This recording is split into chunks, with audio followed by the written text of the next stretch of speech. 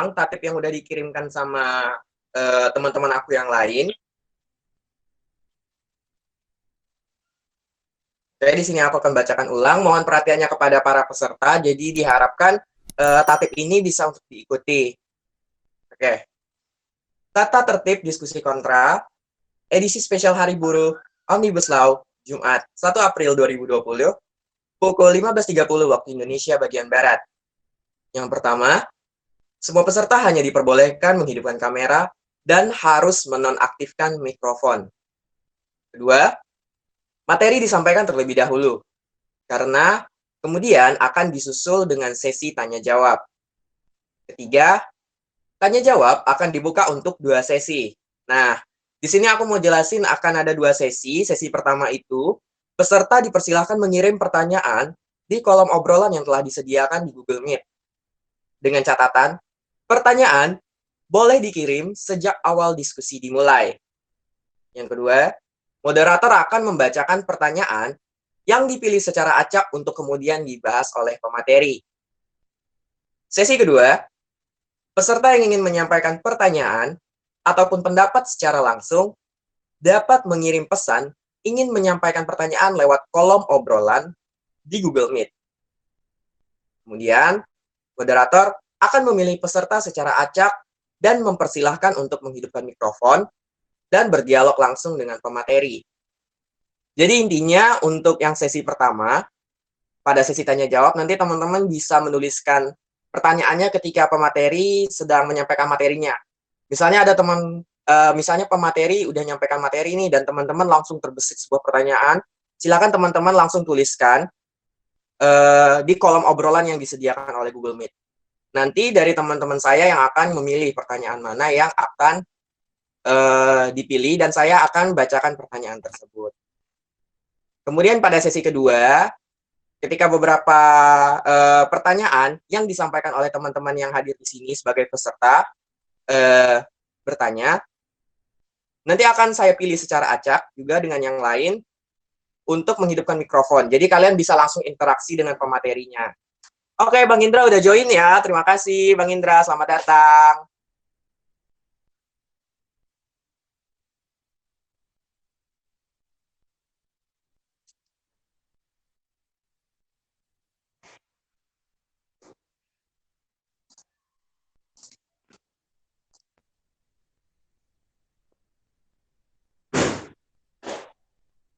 Gila panas banget.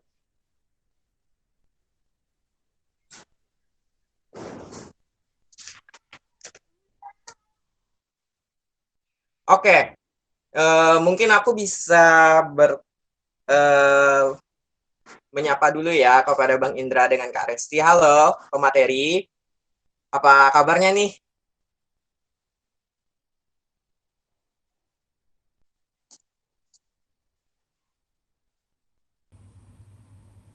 Cek, cek. Oke, halo Bang Indra. Gimana Halo, kabarnya? ini kedengeran nggak sih? Di saya, Sip, sip, sip. Kedengaran, kedengaran kok. Jelas tapi di juga. saya, muka saya freeze nih. Oh, gimana caranya ya? Oh, saya pin ternyata. Oke, sip, sip. Gimana kabarnya, Bang? Oh, Alhamdulillah, masih di rumah aja, terkunci di Jakarta, tidak bisa pulang, tidak bisa lebaran, tidak bisa Idul Idul Fitri, dan puasa di rumah. Ya, Emang Bang, lagi susah sekarang nih. Bahkan saya juga sebagai moderator terkurung di dalam kamar, tanpa kipas angin, tanpa AC, dan benar-benar panas nih. pakai jaket lagi, nekat banget. Ya, sebagai formalitas, Justru formal nggak pakai jaket. ya udah nggak apa-apa kali, biar look-nya juga bagus-bagus banget.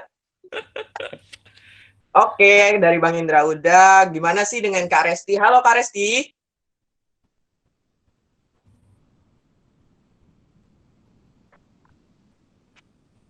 Kak Resti, apa kabarnya nih? Bolehlah sapa-sapa dikit kita. Mic-nya Kak Resti mati, mungkin dihidupkan bisa Oh ya? di unmute.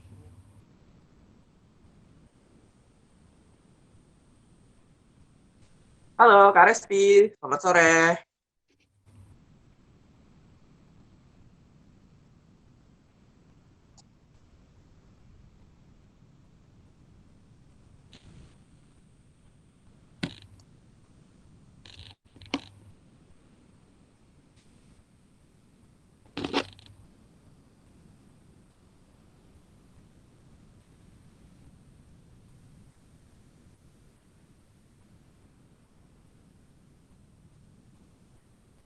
Kak Resti, mic-nya masih mati, Kak Resti.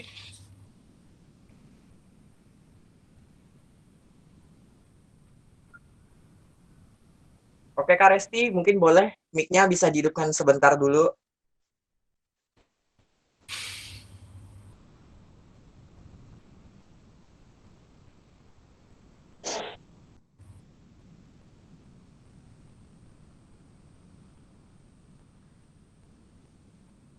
Oke, mungkin Kak Resti sedang ada urusan lain ya.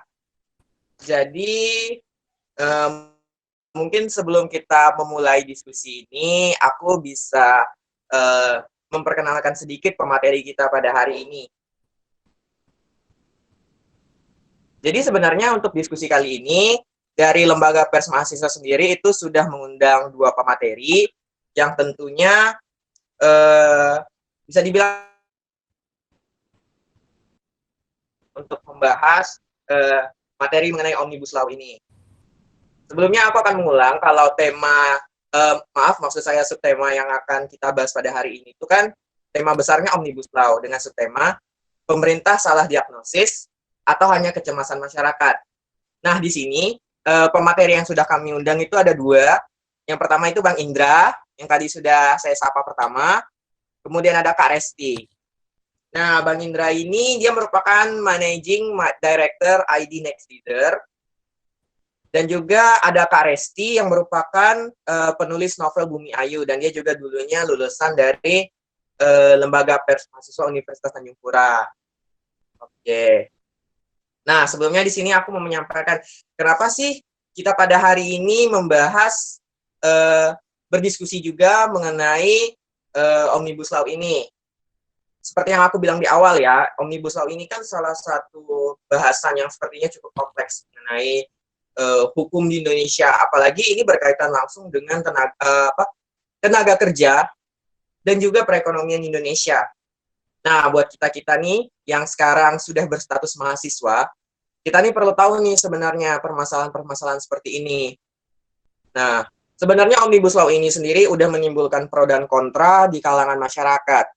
Karena dari draft RUU yang kemarin sudah disebarkan oleh pemerintah kepada masyarakat itu sepertinya menuai banyak kontroversi, di mana beberapa rancangan undang-undang itu justru malah mempersulit tenaga kerja kita, mempersulit mungkin cara kita untuk membangun ekonomi kita di negara kita, dan itu tentunya membuat tenaga kerja di Indonesia jadi kesal, dan akhirnya menimbulkan pro dan kontra. Ini juga akan mempersulit kita ke depannya kalau kita tidak belajar memahami materi ini, kita akan benar-benar kesulitan nanti nih. Kita nggak mengerti konsep hukum dan segala macam, khususnya hukum ketenaga kerja, maksud saya undang-undang mengenai ketenaga kerjaan dan lain sebagainya. Karenanya di sini kami khususnya dari Lembaga Pers Mahasiswa mengajak teman-teman yang sudah hadir pada sore hari ini untuk bisa berdiskusi bersama dengan teman-teman semua. Oke. Baik, mungkin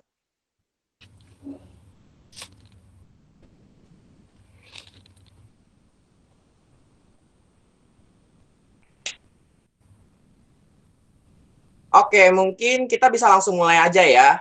Karena tadi aku udah perkenalkan diri aku dan juga aku udah bacakan tatip. Kemudian kita mulai aja langsung dari pemateri pertama. Ini aku persilakan kepada Bang Indra mungkin bisa membahas langsung nih. Bagaimana sih tanggapan Bang Indra atau pendapat Bang Indra mengenai Omnibus Law ini? Kepada Bang Indra, waktu dan tempat dipersilahkan. Oke, ini Hafid saya yang mengendalikan ya. Oke, Fitz, di full screen aja, Fitz. Bisa di full screen, Fit? Kalau nggak bisa, saya aja, Fit. Atau gimana?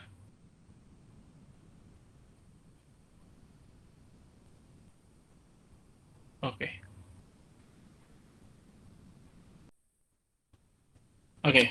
Oke, terima kasih teman-teman semuanya. Nama saya Indra Diprastio. Eh, Selamat hari libur, selamat May Day, selamat hari buruh teman-teman semuanya yang masih mahasiswa. Nama saya Indra Diprastio, saya juga alumni Untan teman-teman semuanya. Saya menyelesaikan S1 saya di FKIP Untan dan kemudian S2 saya di Melbourne. Saya ngambil konsentrasi education di Faculty of Education di Monash. Jadi sebenarnya saya pengen disclaimer dulu nih dengan teman-teman teman-teman ini nih apa ini lembaga pers ya, lembaga pers bahwa saya bukan praktisi hukum. Nah, jadi teman-teman awalnya saya bilang Bang Indra, saya tawarkan kok koalisi buruh gimana? Enggak apa, saya pengen Bang Indra aja mungkin. Saya nggak tahu pertimbangan teman-teman ya. Nanti harus diklarifikasi kenapa harus saya berbicara. Jadi saya harus disclaimer dulu bahwa saya bukan praktisi hukum. S1 S2 saya tidak dalam perkara hukum. Tapi kemudian kedepannya berurusan dengan teman-teman buruh atau misalnya praktisi hukum, mungkin karena satu pekerjaan saya di ID Next Leader. Oke, jadi teman-teman semuanya, saya sekarang Managing Director di ID Next Leader. Saya sekarang staying di Jakarta. Materi yang pengen saya diskusikan adalah gimana, Fit? Bisa nggak, Fit nih? Ini katanya lagi di otak-atik dulu nih.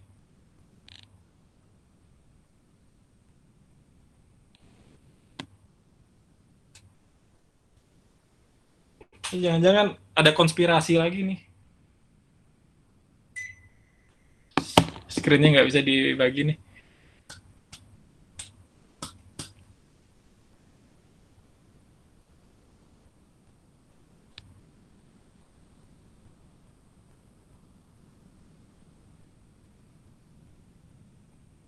Nggak bisa ya, Fit ya?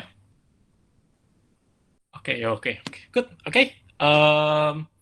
Jadi saya akan bahas sedikit tentang Omnibus Law dalam dilema. Kenapa saya menyebutnya dalam dilema? Karena saya saya pribadi tidak ingin melihat Omnibus Law dalam kacamata hitam putih. Dalam artian saya cenderung melihat Omnibus Law dalam area abu-abu di mana ada pro dan ada kontra, dan pro kontra ini adalah sebuah dialog yang sehat dalam sebuah demokrasi ya teman-teman ya. Jadi tidak ada yang benar-benar tidak ada yang benar-benar hitam dan tidak ada yang benar-benar putih. Jadi semuanya bisa didiskusikan dengan sangat terbuka, dengan sangat fleksibel.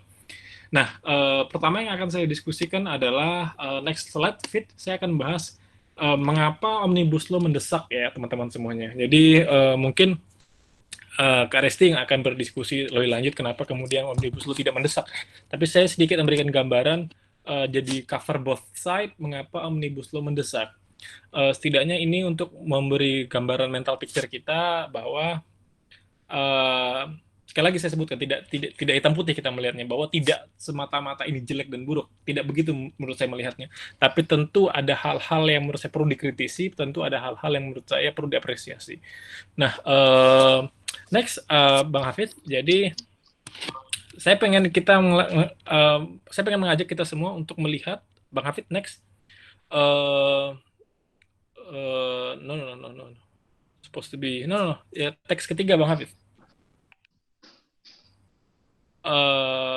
Ketiga itu seharusnya faktor geopolitik nih Bang Hafid.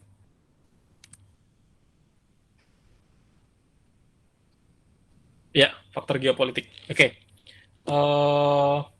Oke, terima kasih teman-teman semuanya. Jadi saya ingin berangkat dari diskusi bahwa geopolitik dunia itu emang tidak terkontrol ya. Beberapa waktu terakhir kemudian kita melihat ketegangan Amerika versus Iran ya. Kemudian Brexit beberapa tahun lalu, kemudian demonstrasi tak berkeujungan di Hong Kong, yang kemudian pada akhirnya berhenti ya karena COVID-19, membahas tentang beberapa undang-undangan yang kemudian dikontrakan oleh beberapa masyarakat. kemudian coronavirus belakangan ini. Jadi dunia sekarang sedang sangat dinamis sekali karena banyaknya dinamika-dinamika dari negara-negara lain di dunia. Jadi nyaris tidak ada yang bisa memprediksi ke depan seperti apa, nyaris tidak ada yang bisa memprediksi masa depan dunia akan seperti apa karena sangat dinamis sekali. Nyaris saya melihat bahwa tidak ada yang status quo di dunia ini belakangan ya, setahun 2 tahun ini. Jadi semua saling kontestatif ya sifatnya. Negara dengan negara tiba-tiba berseteru segala macam. Ini membuat kemudian proyeksi ekonomi global menurun. Jadi ekonomi global diproyeksi menurun dan volume perdagangan juga menurun, teman-teman. Kalau kita bisa lihat di slide, ini adalah perlambatan ekonomi di beberapa negara. Uni Eropa, Amerika, Singapura, India, Thailand, dan China, dan tidak lain memang disebabkan oleh geopolitik dan belakangan oleh karena virus ini sendiri. Jadi emang pertama kita melihat bahwa kecenderungan ekonomi dunia sedang turun dan tidak bisa dipastikan kemudian kapan bisa rebound atau bisa naik. Tapi kita bisa lihat trennya terus menurun dalam kuartal 1, kuartal 2 sampai akhir tahun kemarin. Oke, next Bang Hafid, move. Nah, karena itu kemudian direfleksikanlah di Indonesia. Bagaimana dengan kondisi ekonomi di Indonesia belakangan? Nah, ini saya ngambil data dari BPS. Ini misalkan pertumbuhan ekonomi Indonesia ada di kuartal kemarin ya, ada di 4,97 ya. Walaupun emang rata-rata emang dalam setahun oke di 5 ya belakangannya. 5 terus. Kemudian inflasi kita juga sebenarnya nggak menurun ya, dalam artian tidak setinggi pada tahun 2014 lalu. Jadi secara ekonomi memang ada sedikit penurunan, tapi secara tahunan mungkin kita lihat bisa terus berada di posisi 5, dan itu stagnan ya, 5 terus.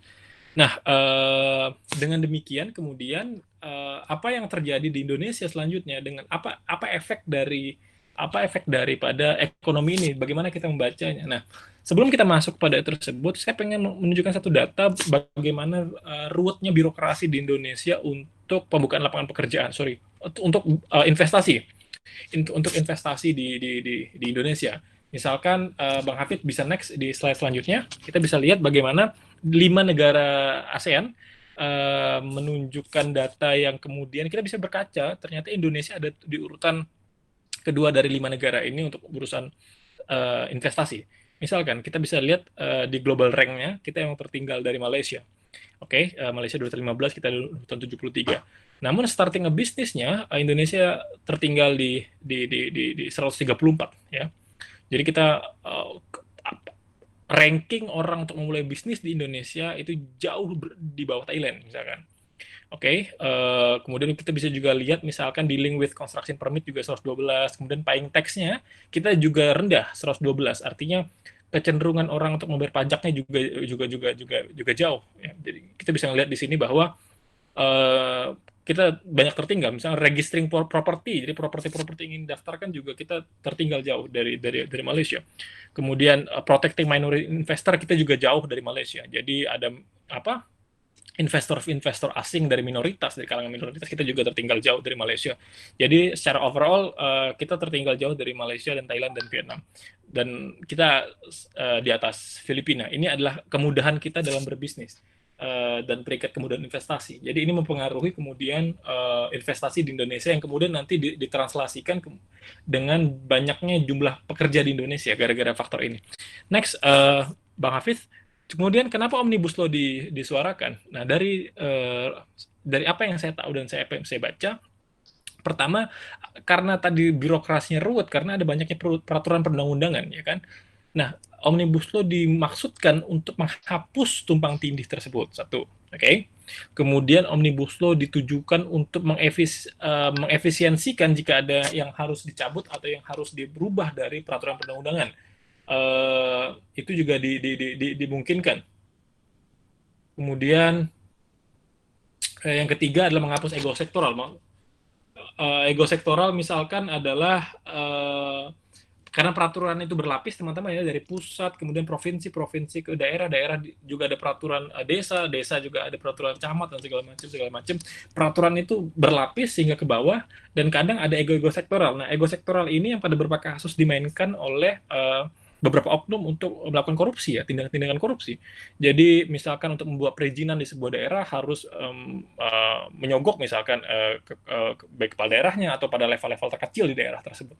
Ego-ego sektoral inilah yang kemudian dirasa menghalangi mulusnya jalannya investasi yang seharusnya dilakukan kemudian karena ada ego sektoral.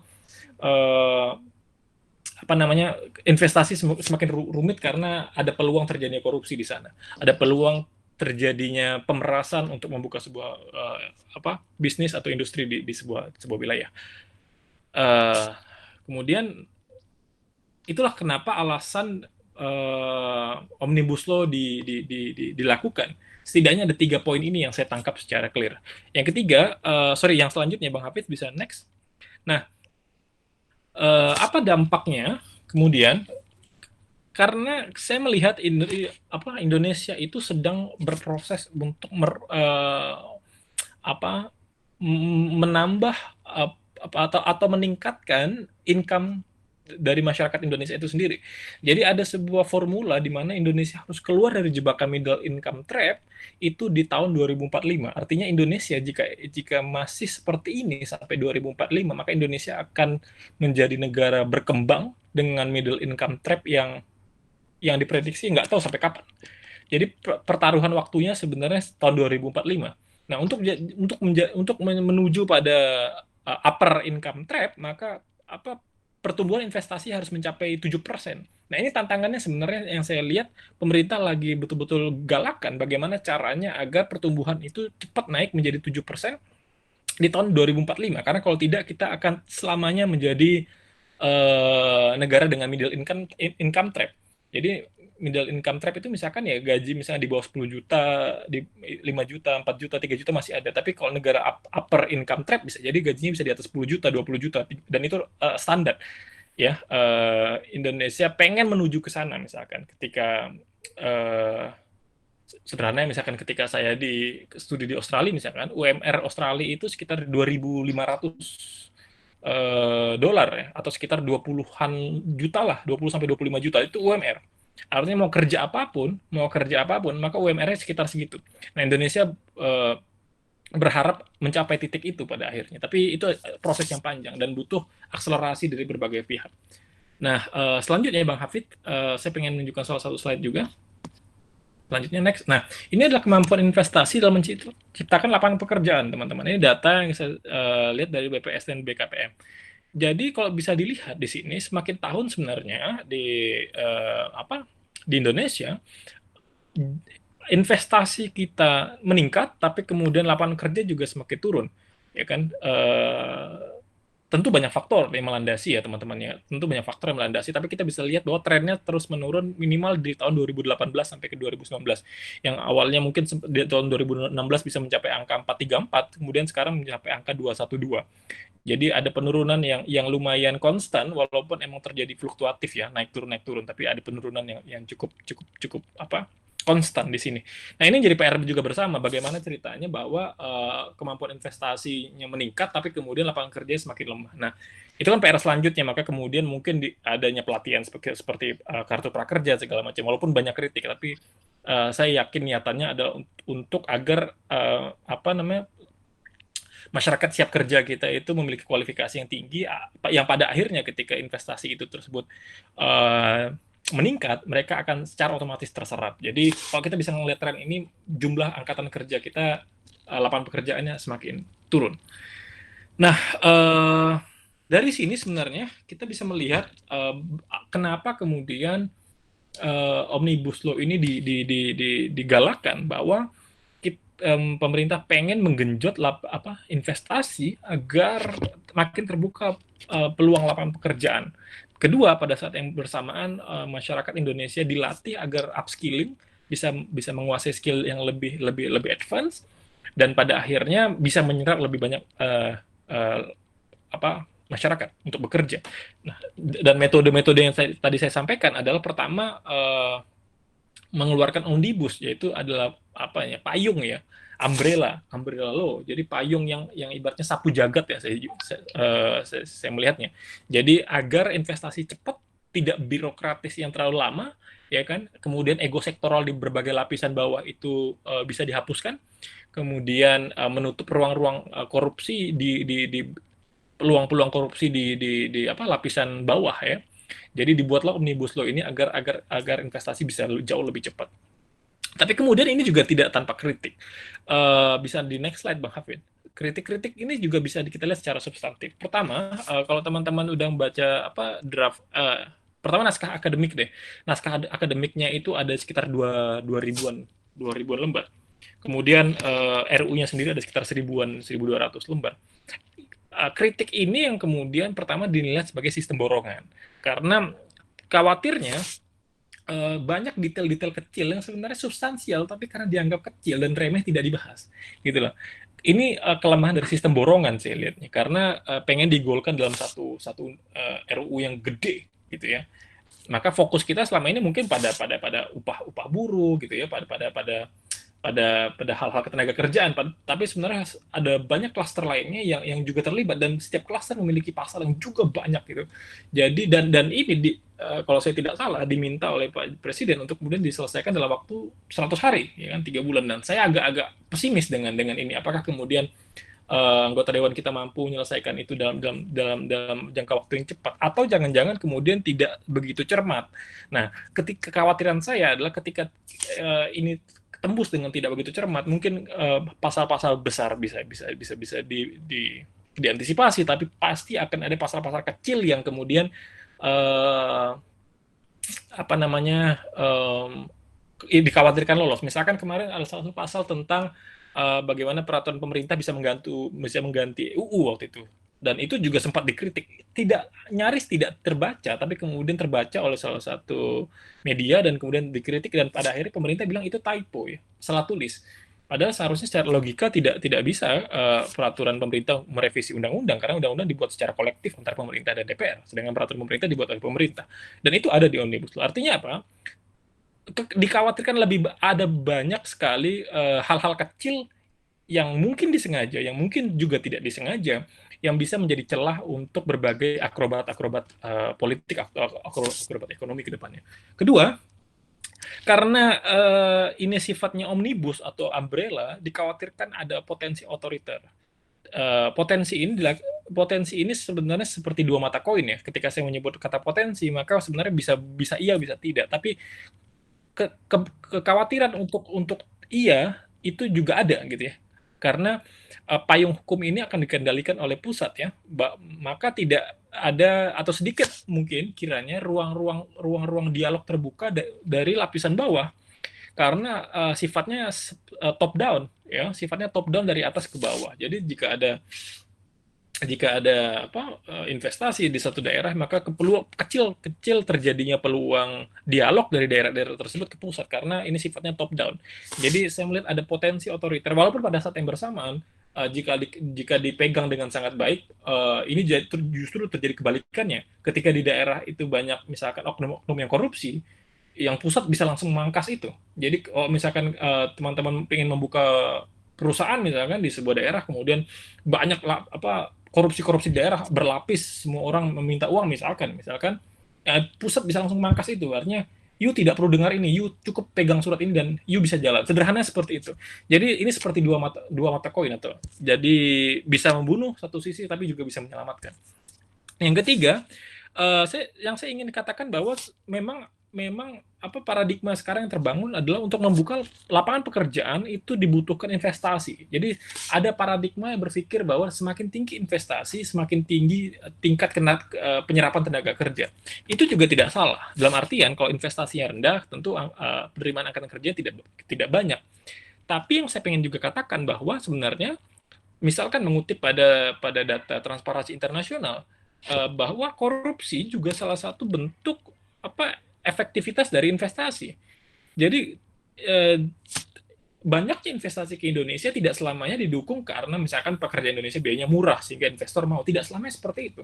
Di beberapa kasus justru negara yang clean governance ya kan, yang negaranya bersih, justru investasi akan mau ke sana gitu kan. Karena jelas, clear. Kalau saya pengen buat pabrik ini biayanya sekian, jelas nggak ada dana tambahan. Kalau saya pengen buat ini birokrasi jelas. Jadi tidak cuma kita bicara bahwa investor tidak mau datang ke Indonesia ketika biaya buruhnya mahal, atau buruh Indonesia yang kemudian belum upskilling dengan baik dan segala macam. Tapi ada faktor lain, itu faktor-faktor korupsi. Nah, apakah kemudian ketika Omnibus Law ini ada, faktor korupsi itu akan kecil? Itu juga menjadi kritik ya. Tidak ada yang bisa memastikan apakah korupsi akan tidak terjadi atau terjadi ketika Omnibus Law ini digolkan. Jadi saya melihat paradigmanya, kalau bisa jangan hanya melihat bahwa investasi berbanding dengan penyerapan tenaga kerja, tapi investasi juga berbanding dengan eh, nilai indeks korupsi di Indonesia atau persepsi korupsi di Indonesia. Dan yang terakhir yang saya ingin sampaikan adalah obsesif pada investor. Satu sisi saya melihat bahwa ini juga tidak salah, karena menurut saya investor pada satu sisi diperlukan untuk memajukan sebuah investasi sebuah negara. Tapi terlalu obsesif sehingga memudahkan dan kemudian menggampangkan segala peraturan, saya pikir juga berbahaya. Tetap ada plus minusnya. Yang saya garis bawahi di poin 4 adalah jangan sampai kemudian Omnibus Law ini terlalu obsesif pada investor sehingga semua dibabat agar semua investor masuk. Nah, kekhawatiran saya, Indonesia sangat liberal dalam hal ekonomi, kekhawatiran saya ke depannya ketika praktik ini dilakukan. Karena yang jadi acuan adalah seberapa besar investasi yang masuk di Indonesia. Padahal menurut saya kita bisa kembali pada ekonomi kerakyatan, bagaimana seharusnya ekonomi yang masuk juga bisa melindungi rakyat atau menghidupi masyarakat di bawah. Tapi kekhawatiran ini juga bisa dimaknai sebaliknya. Kalau tidak ada investasi masuk di sebuah negara, juga negara itu tidak bisa upskilling, tidak bisa grow up. Nah, teman-teman semuanya, pada kesempatan kali ini, sore hari ini, saya pengen mengajak kita semua untuk melihat ini tidak dalam kondisi hitam putih. Dalam artian, tidak dalam kondisi baik, buruk, benar, salah, atau atas bawah. Saya pengen melihat bahwa ada hal-hal yang memang diperlukan, tapi ada hal-hal yang cukup mengkhawatirkan, sehingga perlu ada penanganan-penanganan khusus. Beberapa waktu yang lalu, misalkan Pak Jokowi belakangan menghentikan ya pembahasan tentang klaster ketenaga kerjaan. Jadi dari 11 klaster itu 3-4 hari yang lalu ya kalau tidak salah itu Pak Jokowi menginstruksikan untuk menghentikan pembahasan klaster tersebut. Ya mungkin kita bisa bernapas lega bahwa para ahli, para expert bisa sedikit mereview kajian-kajiannya. Tapi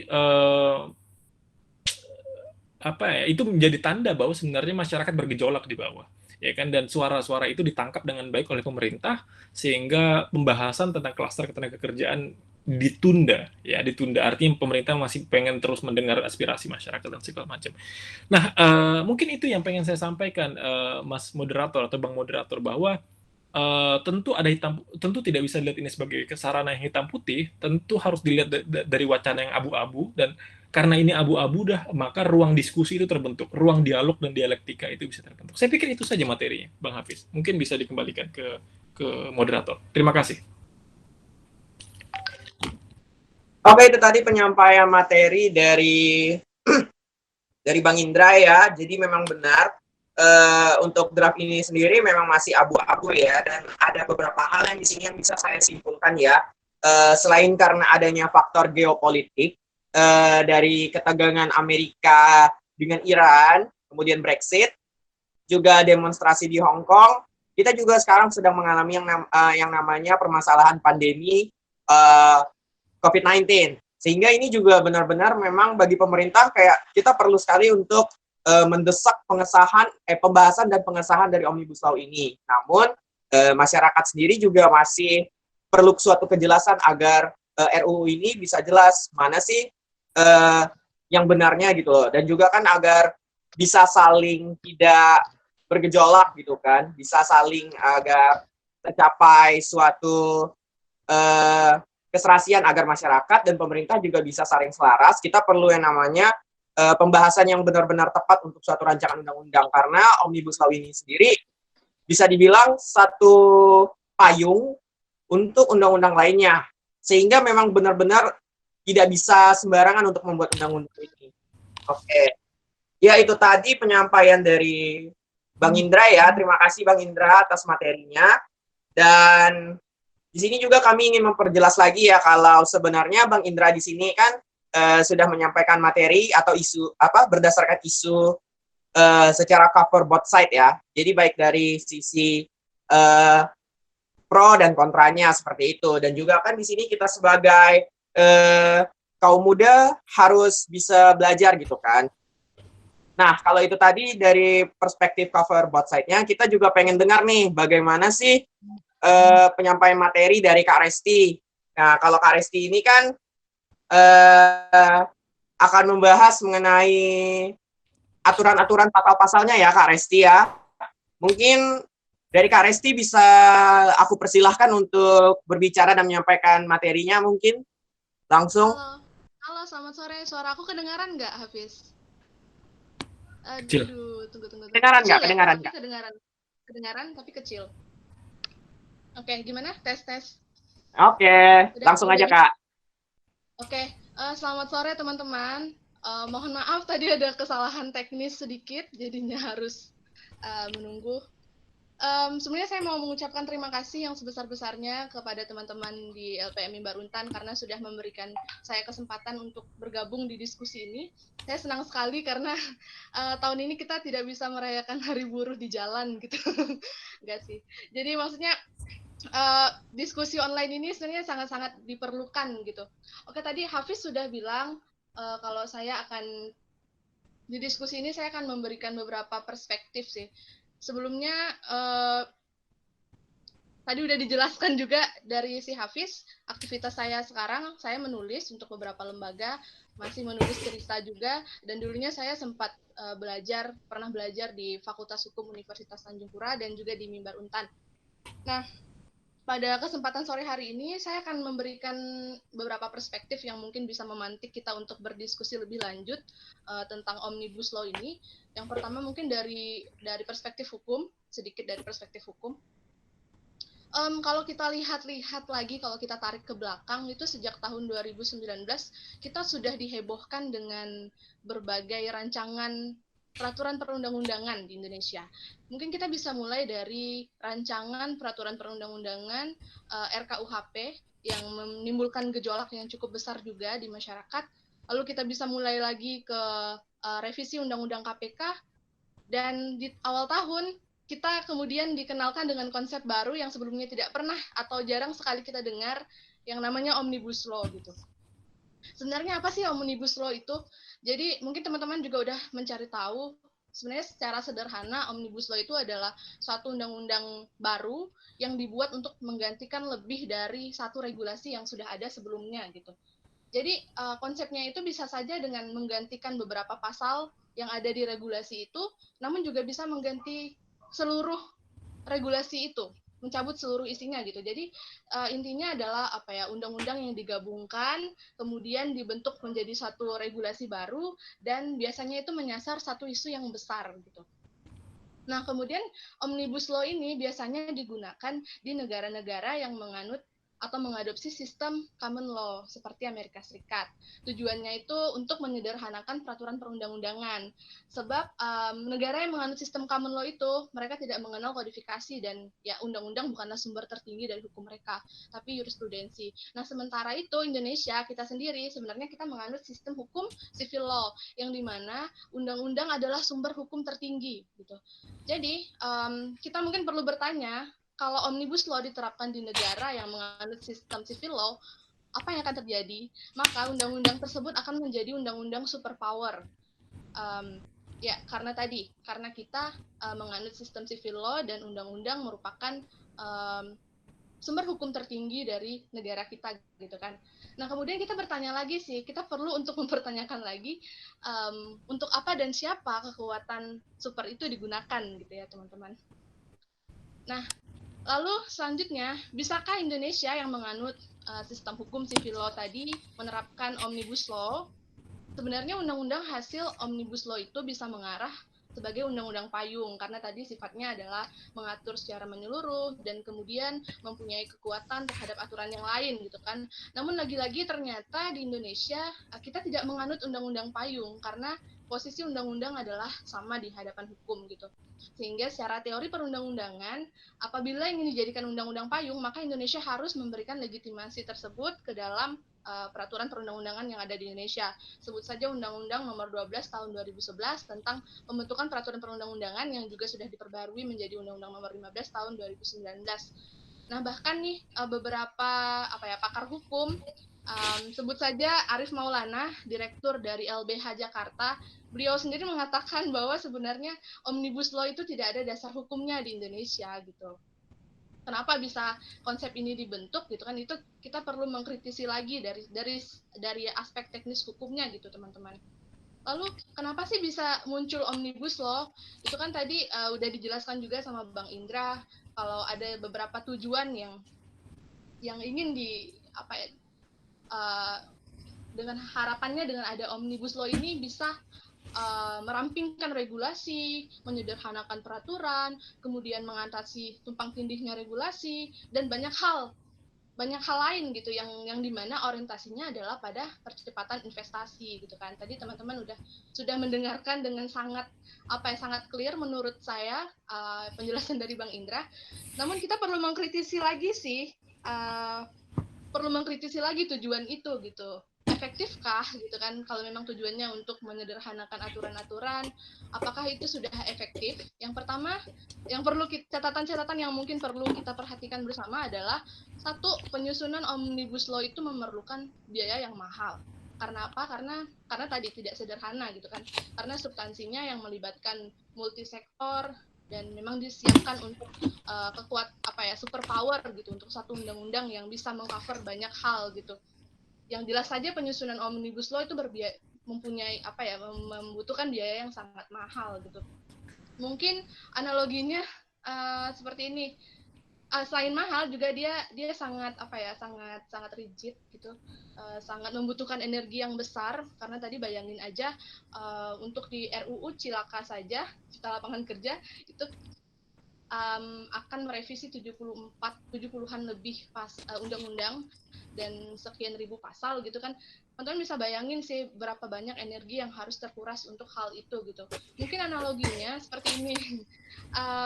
Saya beranggapan kalau teman-teman yang mengikuti diskusi ini adalah mahasiswa.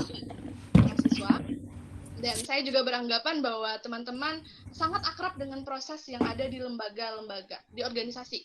Sebut saja musyawarah besar atau musyawarah tahunan, MUBES, itu kan di mana setiap tahunnya kita mempertanggungjawabkan satu tahun kepengurusan gitu kan.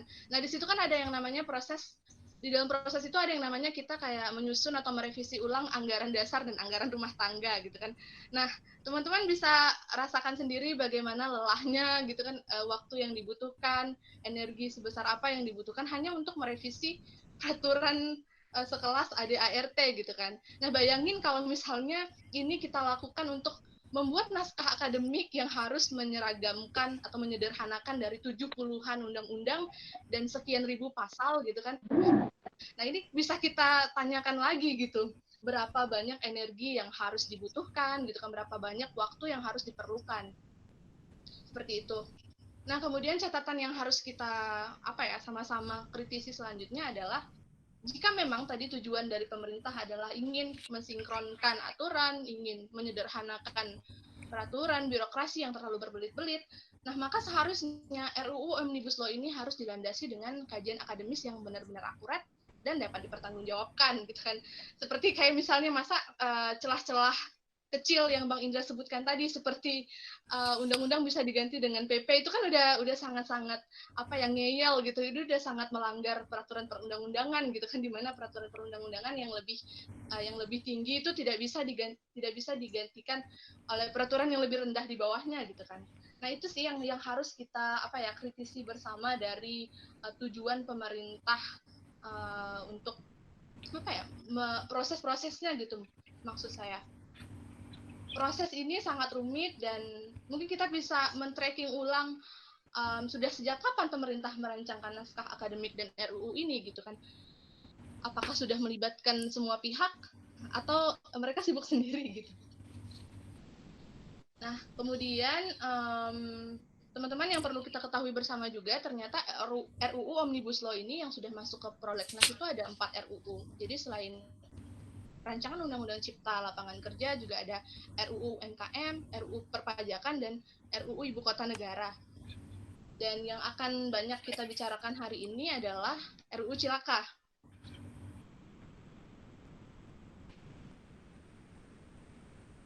Nah, RUU Cilaka ini berisi penyederhanaan dari 79 undang-undang dan ada sekitar 1.200-an pasal yang dijadikan yang ingin disederhanakan di sini gitu.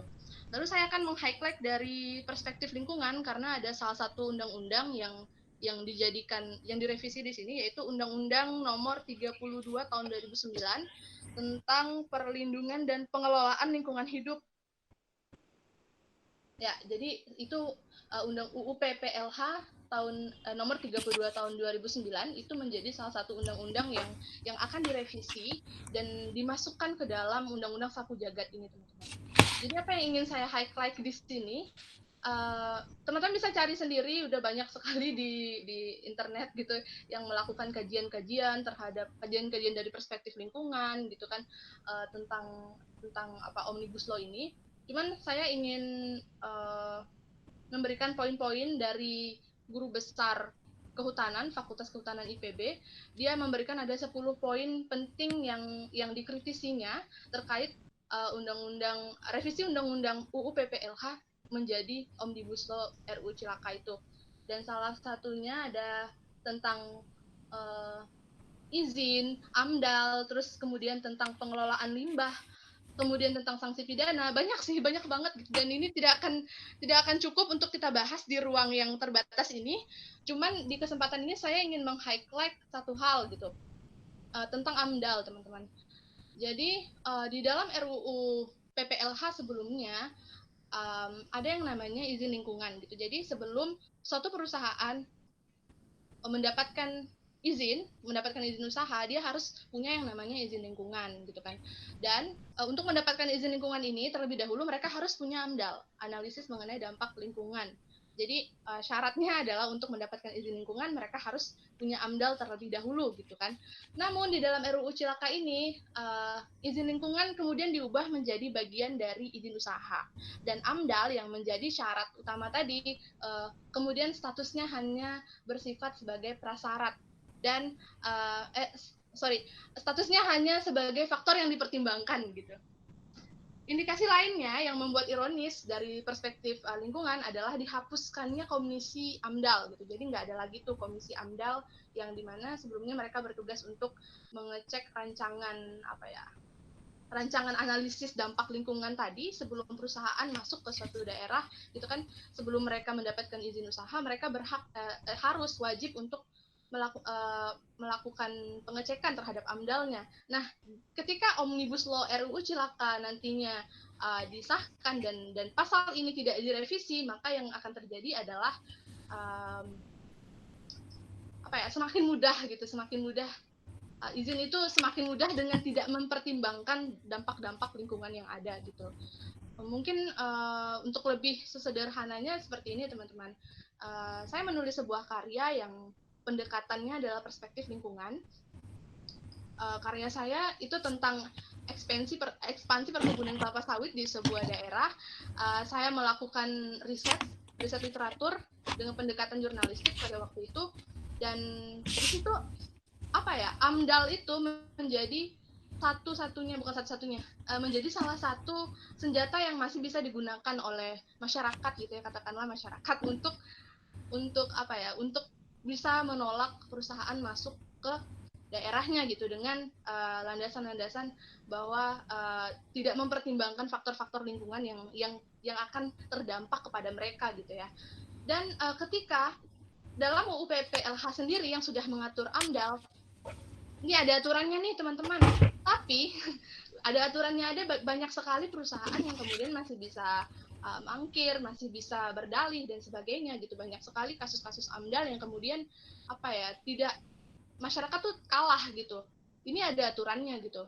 teman-teman bisa bayangin kalau misalnya aturan itu kemudian tidak ada lagi, dan ya semakin sempit ruang untuk masyarakat paling tidak menyuarakan apa sih yang sebenarnya terjadi gitu di lingkungan hidup mereka gitu. Apa sih dampak-dampak secara ekologis yang mereka rasakan ketika sebuah perusahaan ya katakan saja ada di sekitar mereka gitu.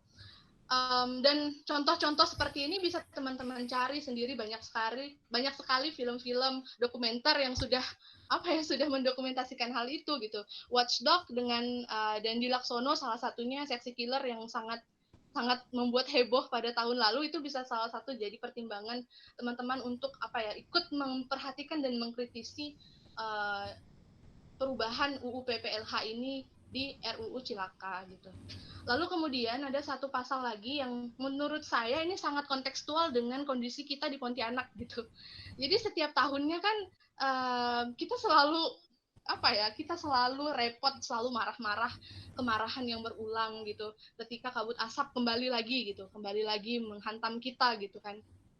Kita tidak tahu tahun ini apakah kita akan bebas dari kabut asap gitu. Dan nah di RUU Cipta Lapangan Kerja ini ada sebuah pasal yang awalnya itu pasal 88 di UU PPLH yang akan direvisi gitu. Jadi pasal 88 di UU PPLH ini biasanya digunakan pemerintah untuk menjerat pembakar hutan dan lahan gitu. Nah, jadi sederhananya seperti ini. Kalau titik api berada dalam wilayah izin perusahaan, maka ada tanggung jawab mutlak perusahaan itu untuk untuk bertanggung jawab gitu. Jadi mereka nggak perlu membuktikan bagaimana itu terbakar dan siapa yang membakar, tapi karena memang titik api itu ada di wilayah mereka, itu udah jadi otomatis tanggung jawab mutlak perusahaan itu. Nah, pasal itu kemudian dihilangkan gitu di RUU Cipta Lapangan Kerja gitu ya teman-teman. Dan ini kita bisa bayangin sih, yang ada peraturannya aja kita udah sangat kita udah sangat kebingungan gitu setiap tahunnya, siapa yang harus bertanggung jawab dengan asap yang kami hirup gitu. Apakah nantinya ketika RUU Cilaka ini kemudian goal gitu, kita mungkin akan cuma marah-marah aja gitu, tapi nggak tahu siapa yang harus bertanggung jawab atas semua ini gitu. Jadi intinya seperti itu. Masih banyak lagi pasal-pasal lain yang mungkin bisa teman-teman kaji sendiri di rumah. Ya, seperti pasal penataan pemukiman kumuh yang sangat rentan untuk pengalih fungsian lahan gitu dan lain sebagainya gitu. Terus ada penghilangan dana kepada perusahaan, dan izin itu hanya ada di pemerintah pusat dan lain sebagainya gitu. Jadi menurut saya teman-teman mungkin kalau memang konsennya adalah di bidang lingkungan dan merasa kalau ini nantinya akan berdampak besar terhadap kalian dan ruang hidup kalian, maka ya teman-teman mungkin bisa mengkritisinya sendiri. Lalu kemudian sedikit dari RUU Cilaka di klaster ketenagakerjaan, ini juga mungkin teman-teman bisa mencari sendiri. Tapi saya kali ini akan memberikan sedikit catatan kritis yang diberikan oleh Trade Union Rights Centers atau semacam pusat studi dan advokasi buruh gitu. Jadi ada 13 pasal dalam Undang-Undang Nomor 13 Tahun 2003, Undang-Undang Ketenagakerjaan yang kemudian jadi catatan. Beberapa dihapus dan beberapa direvisi menjadi lebih buruk gitu. Jadi ini momentumnya Hari Buruh ya teman-teman. Jadi sebenarnya setiap tahunnya juga teman-teman buruh itu mengkritisi gitu, mengkritisi Undang-Undang Nomor 13 Tahun 2003 yang memang ada beberapa poin yang memang perlu untuk direvisi menjadi lebih baik gitu. Tapi dengan kehadirannya Omnibus Law ini, ternyata bukan revisi lebih baik yang kita dapatkan, malah narasi-narasi yang kemudian menakutkan gitu yang akan kita hadapi bersama gitu ke depannya. Jadi dari 13 pasal ini ya teman-teman sudah akan bisa cari sendiri. Tadi juga beberapa sudah di highlight sama Bang Indra, kayak misalnya upah kerja dan segala macam gitu, waktu lembur kita yang akan ditambah, lalu penghapusan cuti gitu, terus bukan penghapusan cuti, intinya kemudahan untuk melakukan pemutusan hubungan kerja dan lain sebagainya lah, banyak sekali gitu yang mungkin akan lebih efektif kalau dikaji secara khusus gitu. Tapi yang ingin saya saya sampaikan atau saya pantik untuk teman-teman di sini adalah pasal 59 dari Undang-Undang Nomor 13 Tahun 2003 yang nantinya akan dihapus di RUU Cipta Kerja.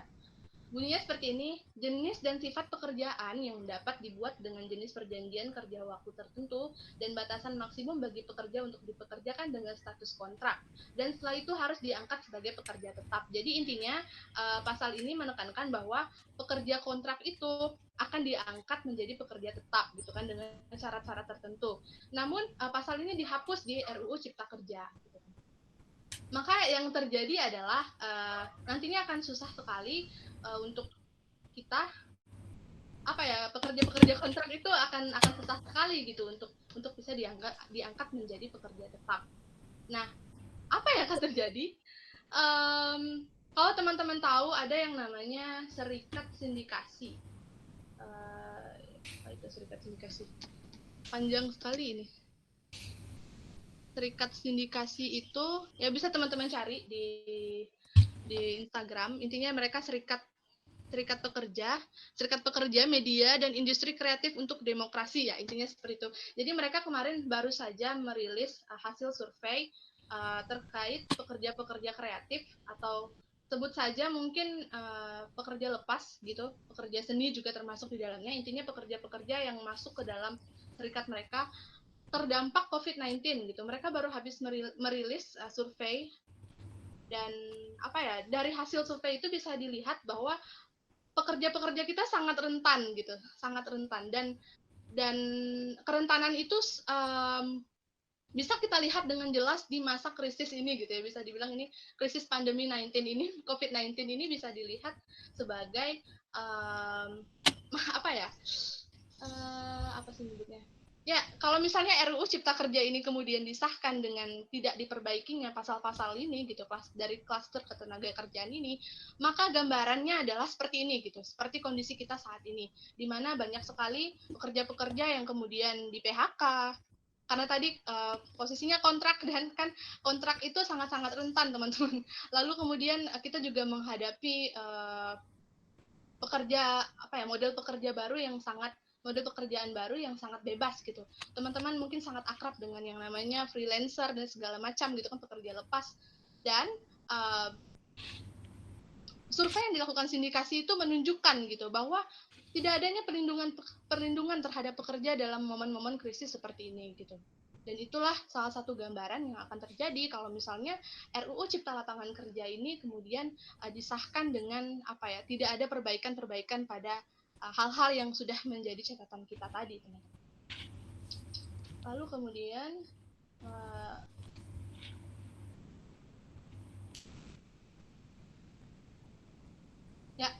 dari segi ketenagakerjaan mungkin saya pengen kemudian teman-teman merefleksikan lagi posisi kita gitu.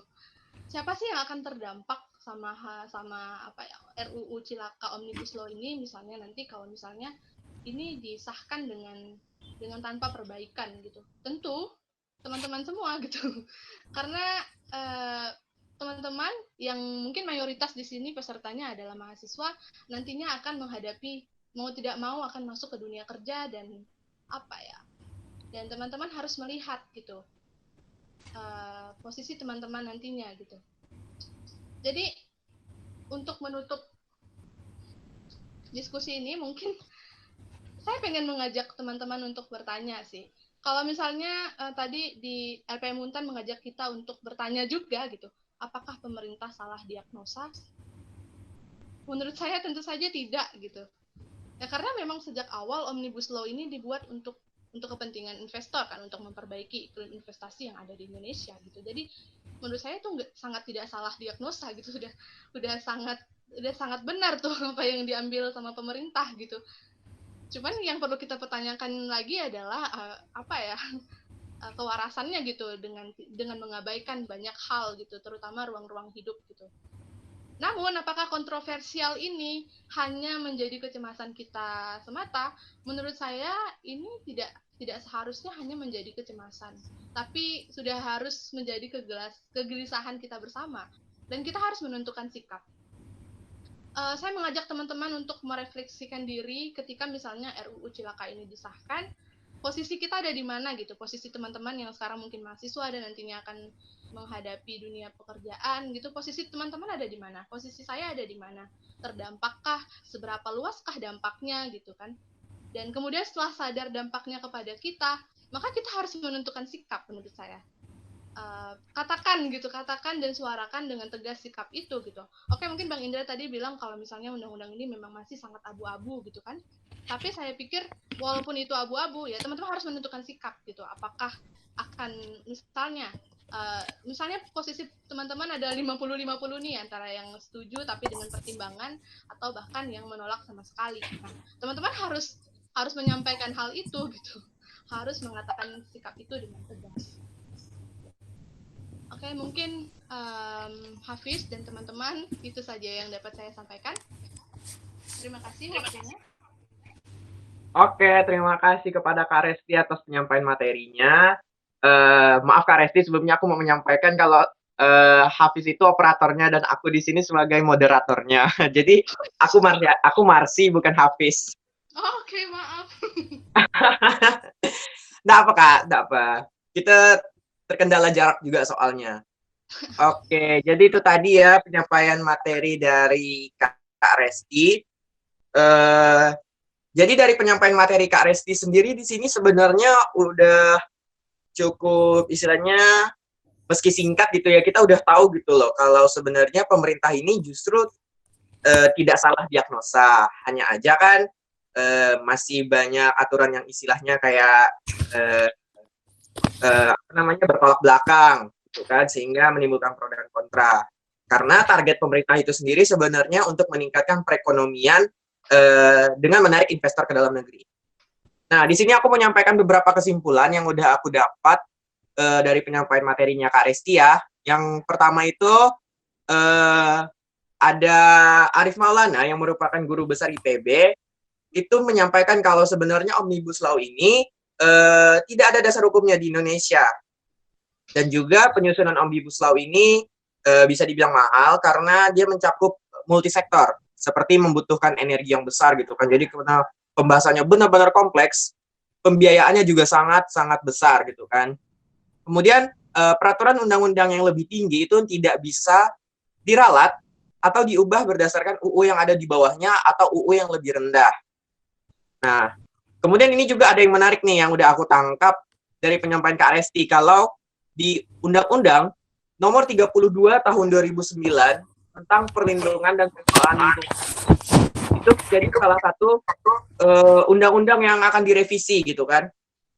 Dan salah satu guru besar IPB juga mengkritisi aturan ini karena dalam rancangan undang-undang PLH sebelumnya ada peraturan mengenai izin lingkungan hidup. Tetapi di Omnibus Law itu justru diubah. Jadi sebelumnya ada izin lingkungan, mereka harus punya AMDAL. Nah, di RUU Cilaka, izin lingkungan diubah dengan digabung ke dalam izin usaha. Seperti itu. Kemudian setiap tahunnya kan masyarakat juga selalu bermasalah dengan kabut asap ya, khususnya masyarakat Kalimantan Barat. Yang kalau kita pikir-pikir bisa jadi karena ada pelaku pembakaran lahan atau hutan dan lain sebagainya, justru di RUU Cilaka ini pasal mengenai penjeratan hukum atas pelaku pembakaran hutan justru malah dihapuskan, yang tentu ini menjadi suatu problem gitu kan, problem di lingkungan dan juga akan berdampak kepada masyarakat kita. Seperti itu. Kemudian juga yang terakhir yang bisa saya sampaikan dari kesimpulan materinya Kak Resti itu RUU Cipta Kerja atau RUU Cilaka ini juga bisa sangat mempersulit TKA atau buruh karena adanya kemudahan pemutusan kerja, waktu libur yang ditambah dan lain sebagainya. Dan ini benar-benar udah sangat menyulitkan kita sekali ya. Bahkan kita mahasiswa juga pasti bakal berpikir kalau kita di posisi tenaga kerja bakalan bagaimana gitu. Oke, itu tadi penyampaian materi dari Bang Indra dengan Kak Resti ya, dan juga penyampaian kesimpulan materinya. Mungkin sekarang kita bisa langsung aja masuk ke sesi tanya jawab.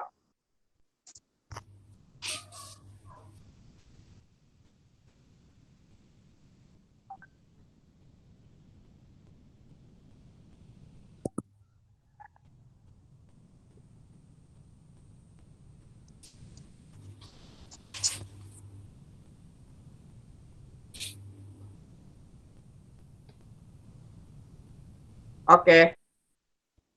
Setelah tadi ada beberapa pertanyaan yang sudah dimasukkan oleh teman-teman, di sini aku akan menyampaikan pertanyaan yang sudah dipilih oleh teman-teman kami dari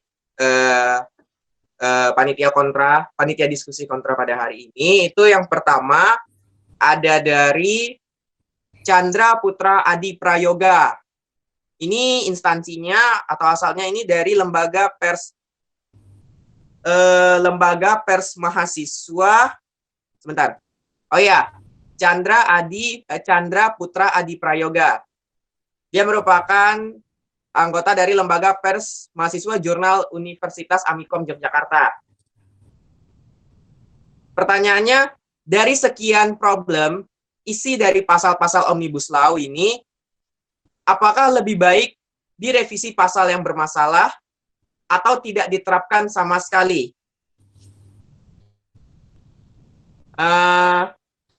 Mungkin bisa langsung dijawab dulu, mungkin kalau misalnya dari Bang Indra, baru kemudian Kak Resti.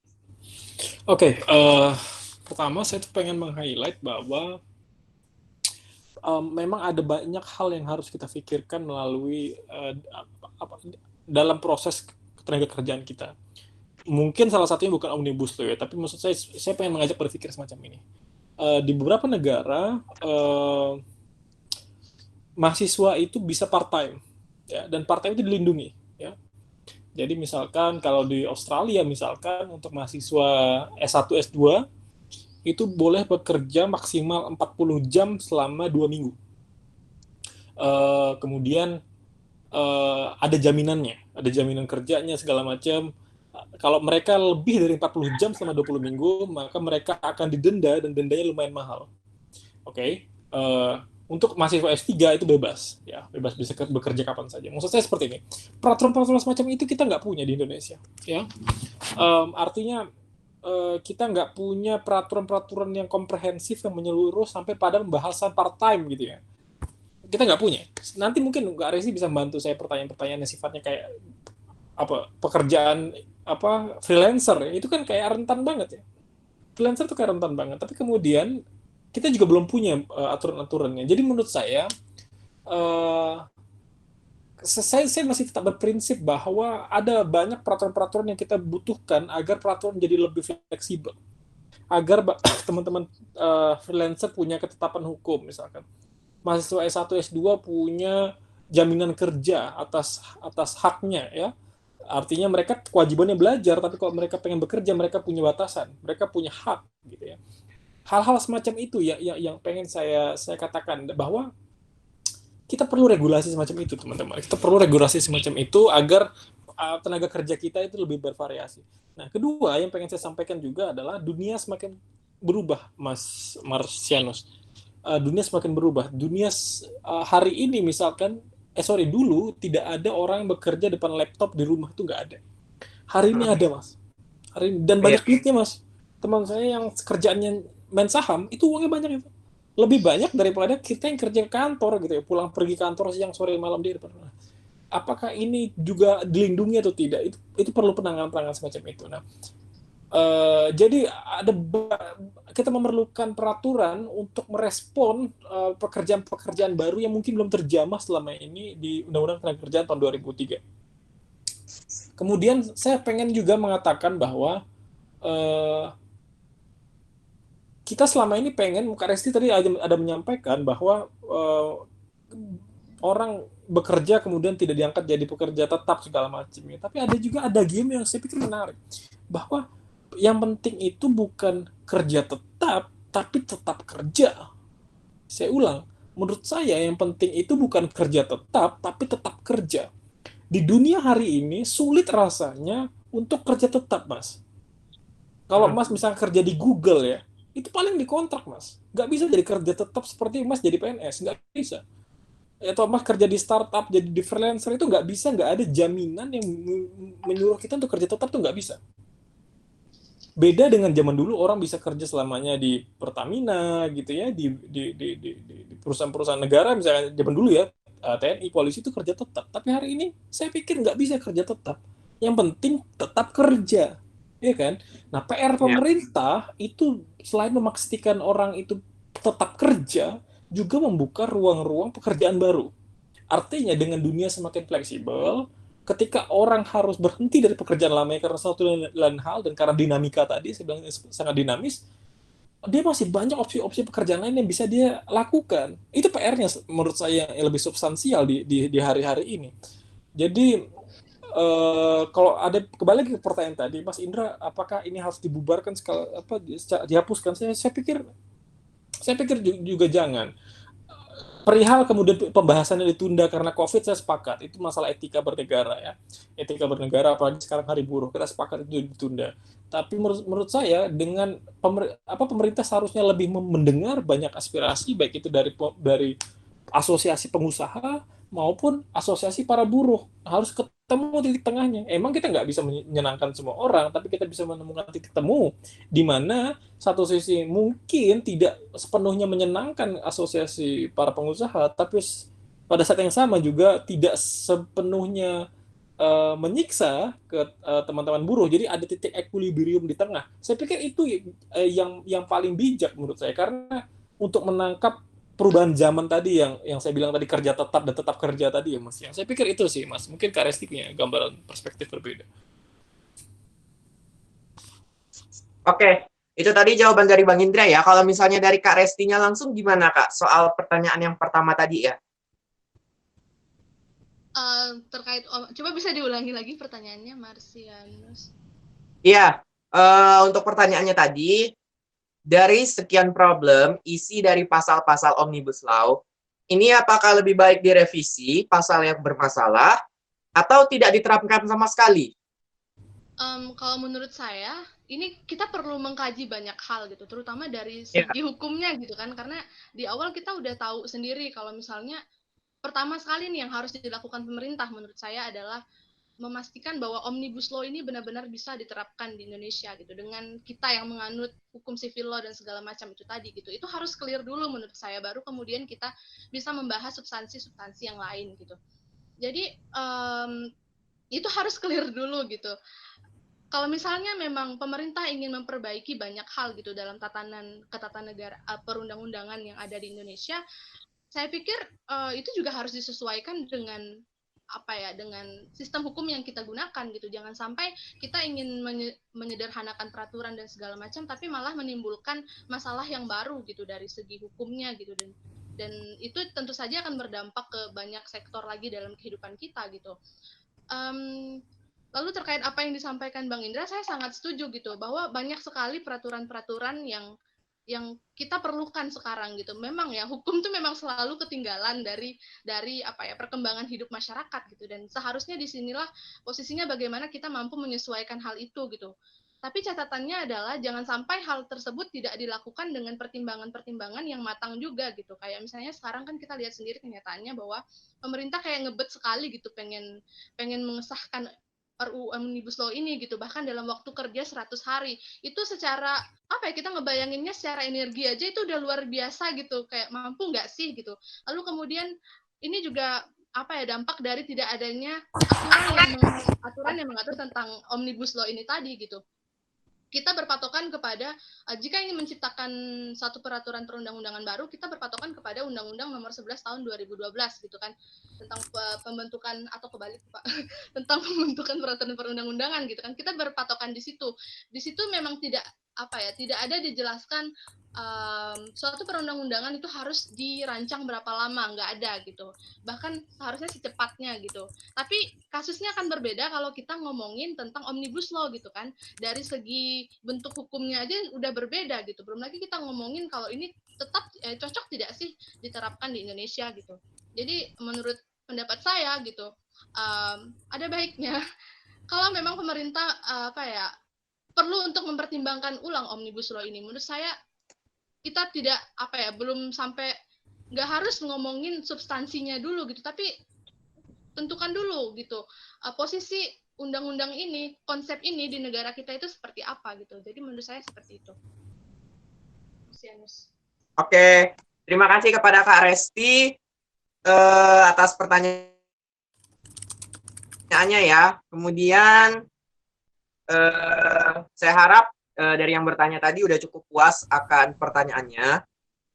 Kemudian kita langsung masuk ke pertanyaan kedua dan ketiga ya. Ini masih di sesi pertama. Ini satu orang tapi langsung nanya 2 pertanyaan, yaitu Yogi Indrawan dari Universitas Tanjung Pura. Dia bertanya, saya ingin bertanya, seperti yang kita tahu bahwa Omnibus Law ini merupakan sebuah tradisi dari sistem hukum common law. Walaupun metode ini dianggap efektif, tetapi di dalam RUU Cipta Kerja ini terdapat beberapa pasal di dalamnya yang bertentangan dengan logika hukum, yaitu yang terdapat di pasal 170, yang juga bertentangan dengan asas hukum lex superiori derogat legi inferiori. Pertanyaan saya, apakah RUU ini dapat disahkan?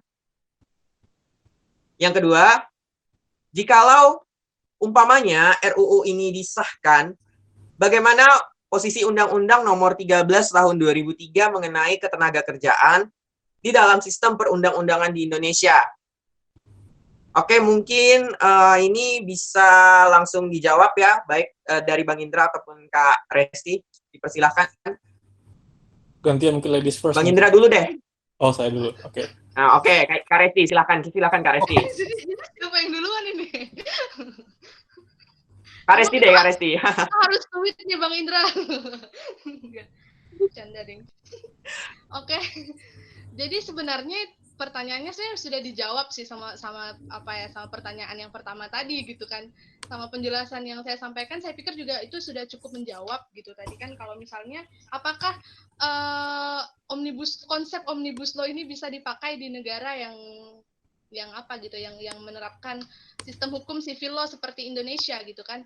Sampai sejauh ini kita belum punya panduan gitu tadi. Kalau misalnya kita berpatokan kepada Undang-Undang Nomor 12 Tahun 2011, nah itu tidak ada mengatur hal itu gitu. Dan biasanya pakar-pakar hukum juga mengatakan bahwa bahkan tadi yang saya highlight gitu, Ketua LBH Jakarta Mas Arief itu mengatakan memang RUU Omnibus Law ini tidak ada landasan hukumnya di Indonesia gitu. Jadi jika memang menerapkan konsep Omnibus Law ini gitu, maka harus ada revisi atau revisi di beberapa peraturan perundang-undangan yang ada di Indonesia gitu kan. Salah satunya tadi Undang-Undang Nomor 12 Tahun 2011 gitu kan. Lalu misalnya pertanyaan kedua, posisi Undang-Undang Nomor 13 Tahun 2003 ya, Undang-Undang Ketenagakerjaan jika misalnya Omnibus Law ini disahkan gitu. Tentu posisinya tidak berlaku lagi karena dia berubah menjadi satu undang-undang yang baru gitu.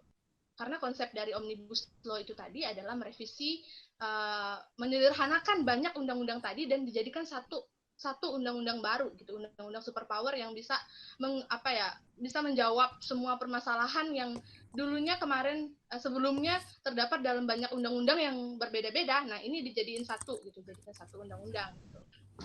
Mungkin kayak gitu buatannya. Oke. Sebelumnya saya ingin menyampaikan satu hal kalau misal kepada Bang Indra ya, kalau untuk sesi ini ternyata untuk dijawab untuk Kak Resti. Jadi sesi Bang Indra nanti dipersilakan untuk menjawab pertanyaan di sesi kedua. Soalnya pertanyaan di sesi kedua ini memang benar-benar ditunjukkan untuk Bang Indra. Jadi boleh ya Bang kalau kayak gitu? Apa-apa. Kak Resti semua juga nggak apa-apa, saya malah senang. Oke, biar tapi saya izin klarifikasi dulu ya, izin klarifikasi. Sama penanya. Izin klarifikasi masalah asas hukum tadi ya, bahwa hukum itu bersifat layer, lex superiority derogat lex inferiori. Jadi kasusnya kan pasal 170 ya, di mana yang tadi kita sebut Kak Resti bahwa peraturan pemerintah bisa menganulir undang-undang. Mungkin itu yang pengen dibahas oleh Mas Yogi. Tapi saya coba cross check tadi memang betul bahwa itu dianulir oleh pemerintah, katanya salah ketik. Bisa dicari salah ketik, tapi salah ketiknya berbahaya. Jadi saya coba klarifikasi, seharusnya emang salah, itu salah, dan itu dianulir pemerintah salah ketik, tapi benar itu berbahaya. Iya, Mungkin tadi itu. kayak hal-hal kecil yang Bang Indra bilang tadi, yang bisa saja tidak menjadi perhatian kita gitu kan, tapi bisa aja goals nanti. Itu salah satu contohnya sih. Dan itu memang nggak masuk akal sekali sih, gitu. Memang melanggar asas yang ada dalam pembentukan peraturan perundang-undangan. Oke, terima kasih atas jawabannya dari Kak Resti dan Bang Indra. Oke, kita langsung aja ya, mengingat waktu, kita langsung aja masuk ke sesi kedua. Untuk sesi kedua ini, seperti yang sudah saya sampaikan sebelumnya, jadi peserta bisa langsung bertanya kepada pemateri ya. Dan ini pematerinya dari peserta yang terpilih ini memang langsung meminta untuk Bang Indra yang menjawab pertanyaannya. Maaf ya Kak Resti. Sangat Oke, jadi senang hati. Jadi untuk sesi kedua, saya persilahkan kepada Sarinah Arni sama Hadrami untuk bicara langsung. Jadi kepada Saudara Sarinah Arni dan Hadrami bisa menghidupkan mikrofonnya langsung ya. Peserta dipersilakan bertanya sekarang. Mungkin yang pertama bisa dari Saudara Sarinah dulu. Saudara Sarinah.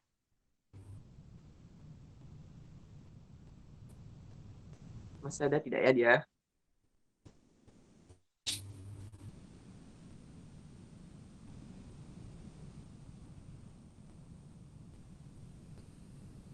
Oke, sepertinya Saudari Sarinah sedang mengalami kendala ya. Jadi kita langsung aja ke Saudara Hadrami, boleh? Saudara Hadrami? Ya. Oke, silahkan untuk langsung bertanya aja. Oke, pertama perkenalkan dulu, nama saya Hadrami Suparyogi dari LPM Linear FMIPA UI Yogyakarta. Ingin bertanya langsung kepada Bang Indra. Kan Bang Indra kan background-nya dari pendidikan ya. Ya. Ingin bertanya Bang, bagaimana dampak Omnibus Law yang sedang dibahas di DPR ini terhadap sektor pendidikan, baik pendidikan tinggi seperti kita, perguruan tinggi, mahasiswa, maupun pendidikan dasar SD, SMP, SMA. Dan sebenarnya bagaimana kita sebagai mahasiswa ataupun sebagai praktisi pendidikan itu menyikapi Omnibus Law ini? Terima kasih Bang. Berat banget ya, ini ciri khas jawaban mahasiswa banget ini. Pertanyaan mahasiswa. Pertama, saya menyayangkan Sarinah nggak ada karena Sarinah mengingatkan saya akan cinta ya. Ya kan, Sarinah itu pengasuhnya Soekarno. Kedua, untuk Mas Yogi, saya berharap Omnibus Law ini komprehensif mengarah pada masalah-masalah pendidikan juga. Pertama, saya belum menemukan pasal tentang misal pengaturan anak sekolah misalkan untuk bekerja. Maksudnya yang udah dewasa ya, misalnya 17 ke atas ya. Saya belum menemukan. Mungkin Kak Resti bisa menemukan tapi saya belum menemukan. Artinya seharusnya dibahas tuh bagaimana part-time. Saya bilang tadi part-time. Kalau misalnya di luar negeri S1 bisa part-time dan dilindungi, ada BPJS-nya. Jadi sedikit sharing. Ketika kemarin saya di Melbourne, saya itu sambil bekerja, dan itu ketika bekerja saya dapat ibaratnya perlindungan ya, asuransi. Jadi kalau misalkan tangan saya terpotong, saya dikit, saya bisa tidak bekerja, dan selama saya tidak bekerja, gaji saya masih utuh mengalir sampai tangan saya betul-betul sembuh gitu. Sederhananya seperti itu penjaminannya. Itu belum saya temukan di RUU sekarang. Ya, jadi artinya pemerintah sekarang yang ada lebih kepada upskilling, Mas Yogi. Lebih kepada upskilling, artinya ada 7 juta lapangan 7 juta pengangguran di Indonesia, dan pemerintah sekarang lagi pengen mikir gimana caranya 7 juta ini terserap, gitu loh. Jadi bukan pada konteks mahasiswa gitu lah ya, Mas Yogi bilang SD, SMP, SMA. Kalau saya melihatnya, sudut pandang pemerintah adalah bagaimana cara 7 juta ini dan mayoritas dikuasai, bukan dikuasai, mayoritas diisi oleh anak-anak usia produktif, anak milenial, itu bisa terserap di pemerintah. Nah, terserap di lapangan pekerjaan. Nah, itu yang saya pikir menjadi fokus pemerintah. Jadi sudut pandangnya bukan pendidikan secara entitas, tapi secara umur. Nah, yang pengen saya bahas adalah apakah kemudian RUU Omnibus Law ini bisa menjamin 7 juta terserap? Itu menjadi sebuah pertanyaan besar. Kalaulah kemudian salah satu elemennya, misalkan sekarang pemerintah menggalakkan kartu prakerja misalkan sebagai salah satu bagian integral dari misalkan optimalisasi 7 juta, itu juga penuh kritik gitu ya. Itu juga penuh kritik. Jadi yang saya pengen highlight, saya belum melihat adanya pengaruh secara signifikan dari kemudian perguruan tinggi sampai SD selain mereka dilihat dalam sudut pandang umur. Jadi mereka dikategorikan dalam sudut pandang umur, dan umur itu kemudian dikategorikan dalam sudut pandang layak kerja atau tidak, produktif kerja atau tidak. Karena sudut pandang undang-undang ketenagakerjaan kan sudut pandangnya itu ya, melihat pada sektor umur ini usia produktif atau tidak. Nah, kalau saya melihat bahwa pemerintah sekarang betul-betul fokus bagaimana menjamah yang 7 juta ini. Kemudian saya tentu berharap Mas Yogi, RUU Prakerja ini bisa lebih memberi ketenangan bagi para pekerja, karena walaupun emang tidak ada pengaruh secara direct ya dari RUU ini ke para mahasiswa atau SD, SMP, SMA, tapi ada pengaruh indirect. Pengaruh itu didapatkan ketika orang tua mereka kemudian di PHK misalkan, orang tua mereka kemudian bekerja tapi tidak mendapatkan upah yang sesuai dan seterusnya. Nah, menurut saya pengaruhnya lebih ke sana, Mas Yogi. Jadi pengaruh directnya kalau saya lihat itu lebih pada sektor umur yang pengen digarap pemerintah, yang pengen dijamah pemerintah, tapi ke sektor indirectnya saya melihat bahwa peran orang tua yang kemudian mungkin akan sedikit terbatas dalam pembiayaannya karena sulitnya lapangan pekerjaan dan kemudian biaya-biaya yang kemudian tidak optimal, penjaminan pekerjaan yang juga tidak optimal bagi orang tua mereka, dan itu pasti akan berpengaruh terhadap pendidikan, pasti. Sedikit saya cerita juga teman-teman bahwa kenapa itu penting, pendidikan itu penting dalam tenaga kerjaan, karena ada siklus, kalau izinkan saya menyebut katanya siklus setan namanya, lingkaran setan atau the evil circle. Evil circle itu seperti ini. Kalau misalkan orang tuanya kurang berpendidikan, maka tidak bisa mendapatkan pekerjaan yang baik. Nah, karena tidak memiliki pekerjaan yang baik, maka gajinya kecil. Gajinya kecil, maka tidak mampu menyekolahkan anaknya dengan baik. Oke? Anak yang tidak mampu diberi pendidikan dengan baik, maka menghasilkan generasi yang tidak berpendidikan. Itu muter, teman-teman. Itu namanya evil circle. Jadi, kita tidak bisa melepaskan pendidikan dan ketenaga kerjaan dalam dua variabel yang terpisah, karena ada kesinambungan. Misalkan Setara Institut tahun lalu mengeluarkan survei, orang tahun 90-an yang dulu miskin, sekarang masih miskin. 90%, koreksi saya kalau saya salah datanya, 90% orang miskin pada tahun 90-an, sekarang masih miskin. Itu data dari, bukan Setara Institut, Semeru Institute. Jadi Semeru Institute mau mensurvei orang-orang yang miskin pada tahun 90-an, dan sekarang dilihat lagi setelah 20 tahun, ternyata masih miskin. Dan analisanya adalah lingkaran setan tadi. Jadi orang tua yang miskin menghasilkan anak yang kurang berpendidikan. Anak kurang berpendidikan akan menikah, dan kemudian menjadi miskin lagi, kemudian terus-terusan. Jadi ini yang pengen saya pikir kita highlight bersama, bahwa kita tidak bisa melihat undang-undang ketenagakerjaan sebagai satu variabel yang saklek dan terpisah dan tidak holistik. Tapi saya pengen melihat bahwa kalau misalkan ketenagakerjaan ini bisa menjamin pekerja lebih sejahtera, pekerja lebih mendapatkan upah yang baik, maka pendidikan pasti secara tidak langsung akan membaik. Nah, proses inilah yang kemudian akan membantu anak-anak mereka menjadi lebih baik. Jadi misalkan orang tua saya dulu, misalkan orang yang sederhana, tapi karena bapak ibu saya ada sedikit rezeki untuk memberi saya pendidikan, maka saya bisa kursus.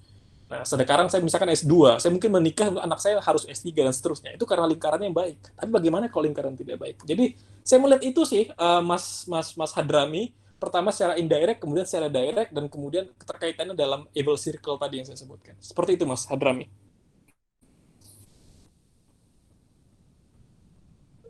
Mungkin mau ditanggapi, Mas. Kalau dari saya udah cukup, Bang. Makasih banyak. Siap. Salamnya dengan teman-teman Jogja ya, Mas. Ya. Oke, halo semuanya. Sebelumnya perkenalkan dengan saya Dery Wahyudi. Tampaknya untuk saudara Marsi selaku moderator ada sedikit gangguan pada masalah jaringan. Jadi izinkan saya di sini Dery Wahyudi dari LPM Mimbar Untan mewakili Marsi untuk menggantikannya sebagai moderator. Oke, kita bisa lanjutkan ya semuanya. Kita lanjutkan untuk tadi dari saudara Valentino. Halo saudara Valentino Sagai, boleh dipersilakan untuk menghidupkan suara dan pertanyaan langsung. Oke. Kalau dari aku sebenarnya pengen yang ini sih, soal siapa?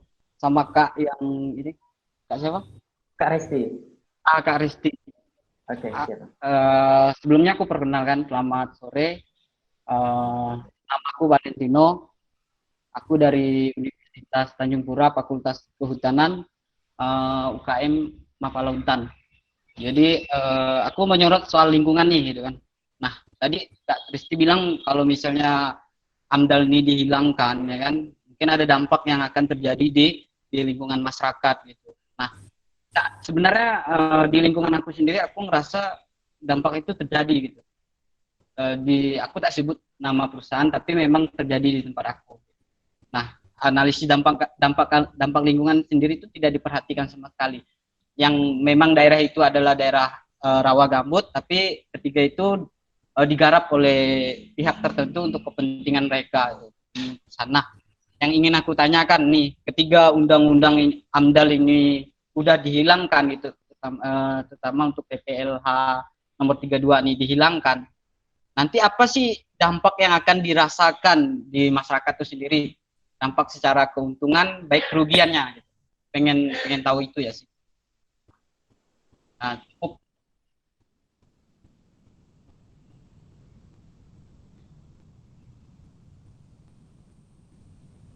Halo, moderator?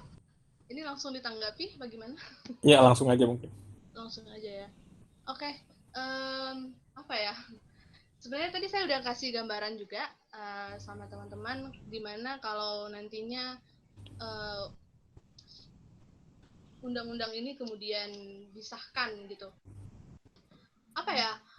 Apalagi kalau misalnya kamu dekat dengan ruang-ruang seperti itu, sebenarnya itu sudah bisa dibayangkan sih.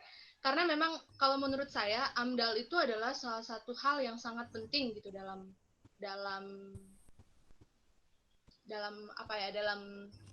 kemudian bisa menjaga lingkungan hidup kita gitu. Karena bayangin aja gitu kalau misalnya nggak ada AMDAL, itu tadi saya udah gambarkan sih sebelumnya gitu. Bayangin aja kalau misalnya sebelumnya aja nih kita punya aturan yang mengatur tentang AMDAL itu gitu.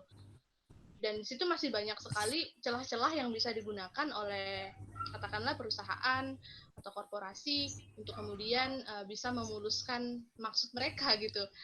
Dan kemudian hal lain yang perlu kita kritisi juga, banyak sekali konflik-konflik horizontal yang kemudian ditimbulkan dari itu gitu. Nah, itu ada aturannya gitu. Bayangin aja kalau misalnya nggak ada aturan, tentu itu akan lebih chaos gitu. Mungkin gambarannya adalah ya kesempatan masyarakat untuk kemudian menuntut haknya gitu, untuk menyampaikan bahwa misalnya di tempat kami ini punya dampak yang seperti ini, itu akan lebih sedikit akan semakin sempit gitu ruang-ruang seperti itu. Gitu sih. Kalau untuk dampak positifnya saya belum punya gambaran sih. Dampak positif apa yang akan terjadi kalau misalnya pertimbangan soal AMDAL ini kemudian dihilangkan gitu. Saya nggak bisa memberikan gambaran itu. Mungkin Bang Indra bisa memberikan gambaran. Itu aja sih. Terima kasih untuk pertanyaannya. Oke.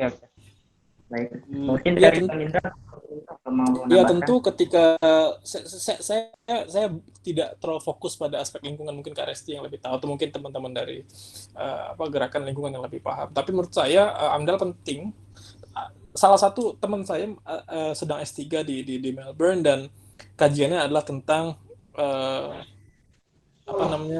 kelapa sawit di Kalimantan dan Riau.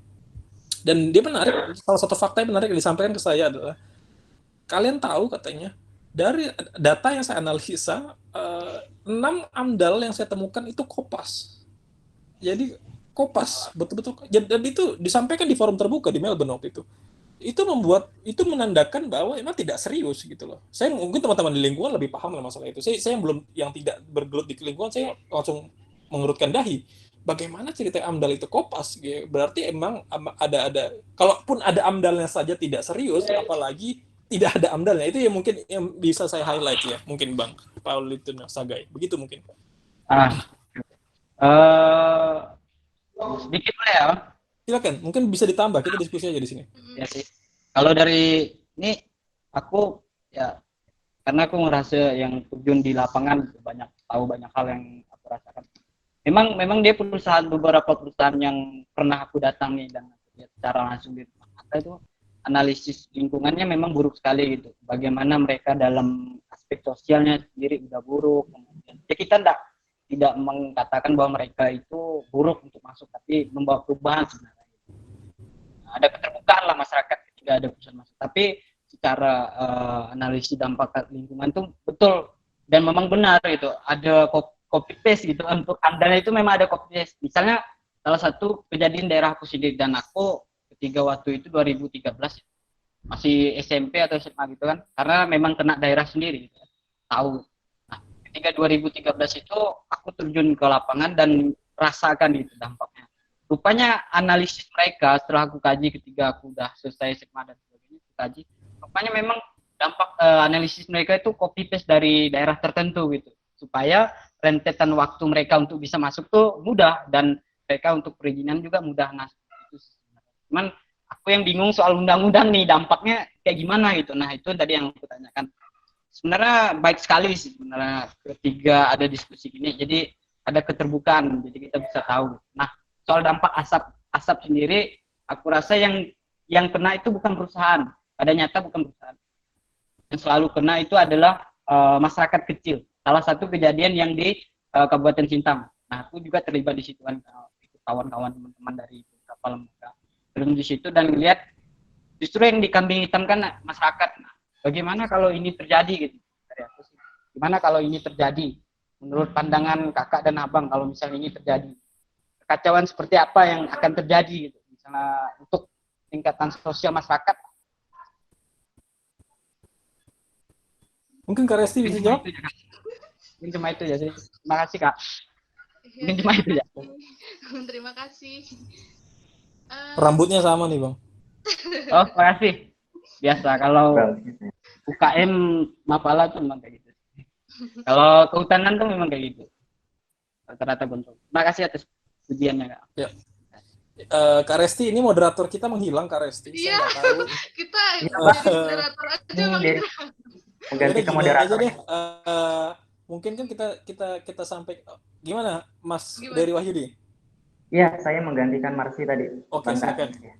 Oke, tadi itu pertanyaan dari Bang Valentino ya, cukup bagus. Jadi berkaitan dengan masalah lingkungan. Nah, langsung saja mengingat untuk waktu, pertanyaan terakhir dari Saudari Rona Fitriati Hasanah. Dipersilakan untuk langsung bertanya. Ini ada pertanyaan terakhir dari Saudari Rona ya. Dipersilakan untuk menyalakan mic-nya dan bertanya langsung kepada pemateri. Silakan, Saudari Rona. Baik, Assalamualaikum warahmatullahi wabarakatuh. Waalaikumsalam warahmatullahi wabarakatuh. Perkenalkan, saya Rona Fitriati Hasanah, mahasiswa Fakultas Hukum Universitas Andalas. Saya dari Asosiasi Pers Mahasiswa Sumatera Barat. Nah, pada 14 Maret lalu, kami pernah mengadakan FGD bersama pemateri ahli hukum tata negara Feryam Sari. Nah, pada saat diskusi itu tercetus wacana bahwa jika Omnibus Law ini tetap disahkan, maka judicial review pasal per pasal maupun ayat per ayat itu dianggap sudah tidak efektif dilakukan ke Mahkamah Konstitusi. Nah, Ya, benar. solusi dari peserta pada saat diskusi tersebut adalah apakah bisa Omnibus Law ini digugat ke PT UN. Karena dari awal proses penyusunan RUU ini salah prosedur gitu. Jadi jika perlawanan kita pada saat pandemi ini tidak efektif lagi aksi turun ke jalan, maka jika tetap disahkan Omnibus Law ini, maka cara yang paling efektif kami anggap pada saat itu adalah dengan cara menggugat pemerintah ke PT UN. Nah, bagaimana Betul. ide ini menurut pemateri gitu? Terima kasih. Baik, terima kasih Saudari Rona. Mungkin dari Bang Indra atau Kak Resti dipersilakan bagi yang ingin menjawab. Dari Kak Resti dulu boleh kali Kak, silakan Kak. Oke, menurut saya itu bisa jadi salah satu solusi gitu ya, karena kalau sebenarnya lucu juga gitu kalau kita melihat pemerintah yang dari tahun 2019 gitu sangat gencar dengan rancangan undang-undang yang dimana isinya itu memaksa kita untuk judicial review lagi gitu kan. Dan itu kan membutuhkan kalau menurut saya itu sebuah proses yang kita udah tahu kalau itu bakal membutuhkan energi yang besar dan akan ujung-ujungnya bolak-balik gitu kan. Udah undang-undang disahkan terus nanti di judicial review terus nanti berulang lagi untuk undang-undang yang lain. Itu kan menurut saya suatu hal yang memakan energi yang sangat besar dan ngapain sih mau gitu kayak gitu. Seharusnya kita tapi kan kalau kita berbicara untuk kepentingan berbicara dari aspek yang lebih luas, tentu ya ada alasan-alasan lain kenapa hal itu bisa terjadi gitu. Jadi kalau menurut saya belum mengkaji sampai sejauh itu gitu ya, kalau misalnya ini disahkan nantinya dan apa langkah hukum yang bisa kita lakukan. Tapi kalau memang sudah dilakukan diskusi seperti teman-teman yang sudah lakukan, kalau memang misalnya pasal-pasal itu tidak bisa kemudian dilakukan judicial review, maka salah satu caranya ya kita akan menempuh jalan itu gitu. Dan mungkin ini akan menciptakan ruang-ruang diskusi yang lebih lanjut gitu menurut saya. PT UN mungkin bisa jadi salah satu solusi karena bisa jadi saja ini arahnya ke kebijakan pemerintah, tapi kita perlu lihat lagi nih siapa yang akan kemudian kita perlu tinjau lagi aturan-aturan di belakangnya gitu. Siapa yang kemudian bisa kita gugat di sini secara PT UN gitu. Itu mungkin akan menciptakan ruang-ruang diskusi yang lebih besar lagi kalau menurut saya. Gitu, Iya, saya sepakat sih. Izin semuanya. Jadi mungkin untuk pertanyaan dari Saudari Rona ya tadi sudah dijawab oleh Kak Resti. Untuk Bang Indra nanti kita langsung arahkan saja ke pertanyaan dari Saudari Sarina. Sebelumnya dari Saudari Rona bagaimana? Apakah sudah sedikit mencakup jawabannya dari penyampaian disampaikan oleh Kak Resti? Iya, saya pikir. Baik, saya ingin sedikit menanggapi dari itu tanggapan dari Mbak Resti ya. Terkait dengan hal ini, kan pemerintah dianggap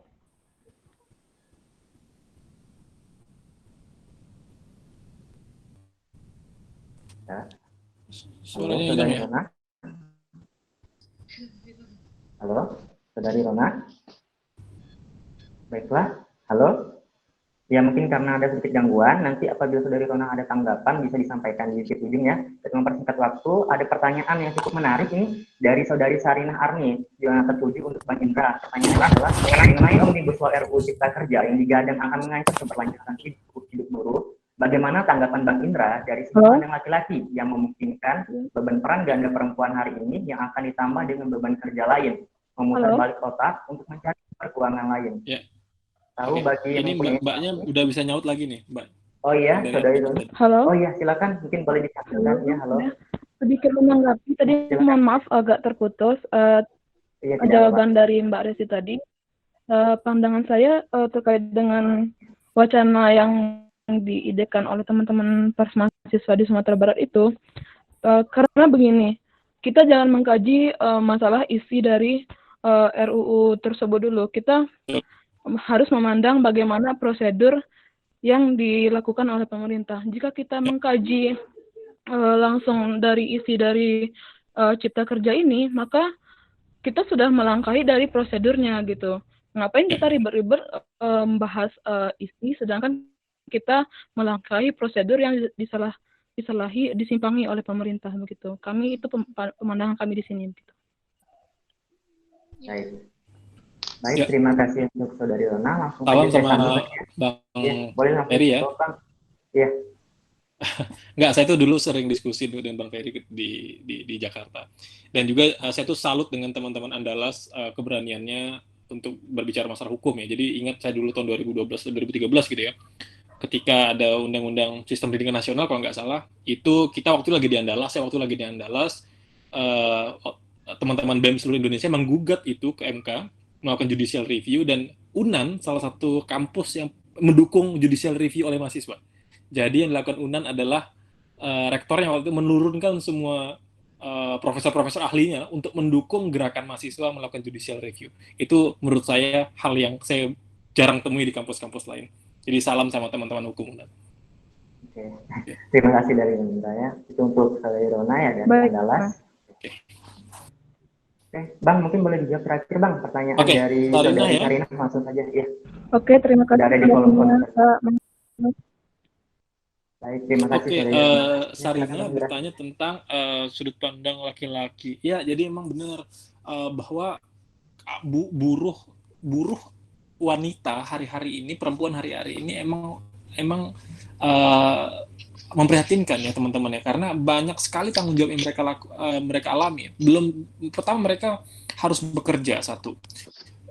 Kita mungkin nggak ada masalah di masalah ini. Kedua, yang saya pengen masalah adalah mereka berpotensi terkena KDRT oleh suaminya. Itu memperparah kondisi. Ketiga, ada misalkan undang-undang ketahanan keluarga yang kemudian sempat juga heboh beberapa waktu lalu. Jadi emang dalam hal ini saya pikir perempuan menjadi variabel yang saya pikir memiliki dampak paling besar juga di lain laki-laki. Kalau laki-laki emang tanggung jawab sebagai keluarga ya, tapi perempuan memiliki sisi-sisi lain, irisan-irisan lain yang juga bertanggung jawab secara tidak langsung, dan itu terdampak paling besar. Maka kemarin ketika Hari Kartini, dan kebetulan Hari Kartini selalu berdekatan dengan Hari Buruh, saya tuh berpikir bahwa liberasi atau pembebasan perempuan itu tidak hanya dimaknai secara perempuan boleh bekerja, itu saya pikir terlalu cetek, tapi bagaimana perempuan kita hargai sedemikian rupa agar kemampuan mereka bekerja juga harus sama dan setara dengan laki-laki. Jadi bukan hanya taraf mereka bisa bekerja, tapi lebih kepada rasionalisasi dan aktualisasi mereka bekerja. Itu yang saya pikir diperjuangkan Kartini. Jadi agar maksud saya gini, kita tidak salah kaprah melihat bahwa perempuan boleh bekerja, that's enough. Menurut saya perjuangan Kartini jauh melampaui itu, yaitu bagaimana perempuan memiliki ketahanan keluarga yang baik, bagaimana perempuan disayangi di keluarga tanpa diperlakukan dengan keras oleh suaminya, dan pada satu sisi perempuan juga bisa bekerja sesuai dengan apa yang mereka minati. Nah, itu sih saya sepakat dengan pertanyaan Mbak Sarina, lagi-lagi namanya Sarina, kembali menyayat hati saya. Sarina adalah wanita yang menyayangi Soekarno ketika dia masih kecil kan, dan ditulis Soekarno di bukunya bagaimana Sarinah menyayangi itu. Nah, lagi-lagi dia bertanya tentang ini, jadi itu sedikit menyayat hati saya bahwa benar bahwa Omnibus Law satu sisi mungkin akan berdampak pada kaum laki-laki sebagai kepala keluarga, tapi ada irisan lain yang kita harus lihat secara psikologi jika itu terjadi pada buruh-buruh wanita.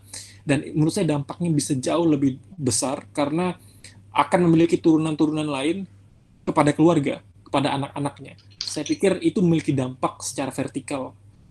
Ya, saya sepakat bahwa perempuan memiliki resistensi yang tidak begitu kuat terhadap ini.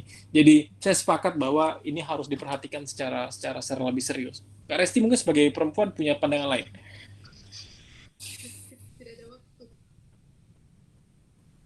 Ya, itu dari Bang Indra. Bang, ada lagi Bang?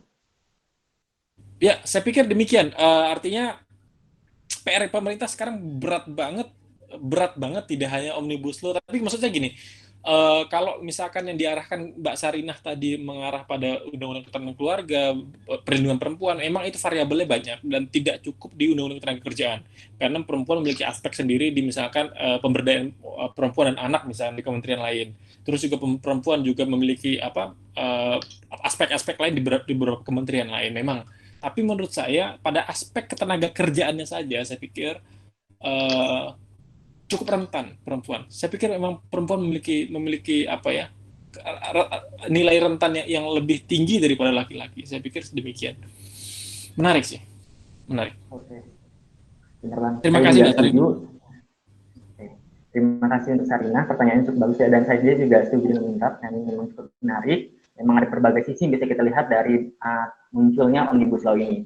Nah, mungkin dari saya selaku moderator, untuk diskusi kali ini kita cukupkan sampai di sini. Jadi ada sedikit kesimpulan yang bisa kita ambil dari diskusi kita pada hari ini. Diskusi kita pada kali ini bertemakan Omnibus Law, membahas apakah memang pemerintah salah diagnosis ataukah ini hanya memang kecemasan publik. Nah, yang perlu kita kembali lihat adalah kita harus melihat ini bukan sebagai hitam putih, baik atau benarnya, karena dari Omnibus Law ini tentu ada sisi positif dan ada sisi negatif yang bisa kita tinjau. Baik itu dari sisi ketenaga kerjaan, lingkungan, dan banyak hal sisi lain yang bisa kita lihat dan kita kaji dari masalah Omnibus Law ini. Selain itu juga penting bagi kita untuk melihat apakah pemerintah bisa menanggapi ini lebih serius. Terlebih lagi baru ini juga 3-4 hari yang lalu pemerintah kan sudah menunda untuk pembahasan RUU Omnibus Law ini. Nah, itu salah satu udara segar bagi kaum buruh. Tapi perlu diperhatikan juga bahwa saya revisi, Mas, pemerintah tidak menunda pembahasannya, tapi menunda pembahasan klaster ketenagakerjaan. Oh ya, baik. Terima kasih Bang Indra atas koreksinya. Iya tadi. Masalah bagian klaster ketenaga kerjaan, nah seperti itu. Ada banyak hal yang bisa kita lihat, jadi tugas kita bukan hanya mengkritisi, tapi juga menilai. Tentu ada sisi positifnya dari Omnibus Law ini, dan tentunya ada sisi negatif yang tentu akan berdampak luas bagi masyarakat kita, bagi masyarakat Indonesia, kurang lebih seperti itu. Mungkin karena mengingat waktu juga sudah hampir waktu berbuka, terutama di waktu Indonesia bagian Barat, saya dari Wahyudi selaku moderator pengganti dari Saudara Marsi, mewakili LPM Mimbar Untan, mengucapkan terima kasih sebelumnya kepada Bang Indra dan Kak Resi atas kesediaannya. Mohon maaf juga atas kekurangan dalam diskusi kali ini. Begitu juga kepada peserta, saya ucapkan terima kasih atas kesediaannya telah bergabung dalam diskusi kita pada kali ini. Dan mohon maaf atas kekurangan dari kami sendiri. Mungkin dari saya pribadi, saya cukupkan sampai di sini. Sebelumnya selamat berbuka juga bagi kawan-kawan yang menjalankan ibadah puasa, mengingat ini sudah menjelang waktu berbuka. Semoga dari diskusi ini bisa memperoleh pemikiran-pemikiran baru, insight-insight baru yang tentunya akan mengubah mindset kita, cara pikir kita, bahwa untuk melihat Omnibus Law ini bukannya dari satu sisi, ada banyak sisi sekali. Dan tentunya semoga ada kebermanfaatan dari diskusi kita pada kali ini. Saya pribadi ucapkan terima kasih sekali lagi. Wassalamualaikum warahmatullahi wabarakatuh. Terima kasih banyak teman-teman. Selamat berbuka. Terima kasih banyak Bang Indra. Terima kasih.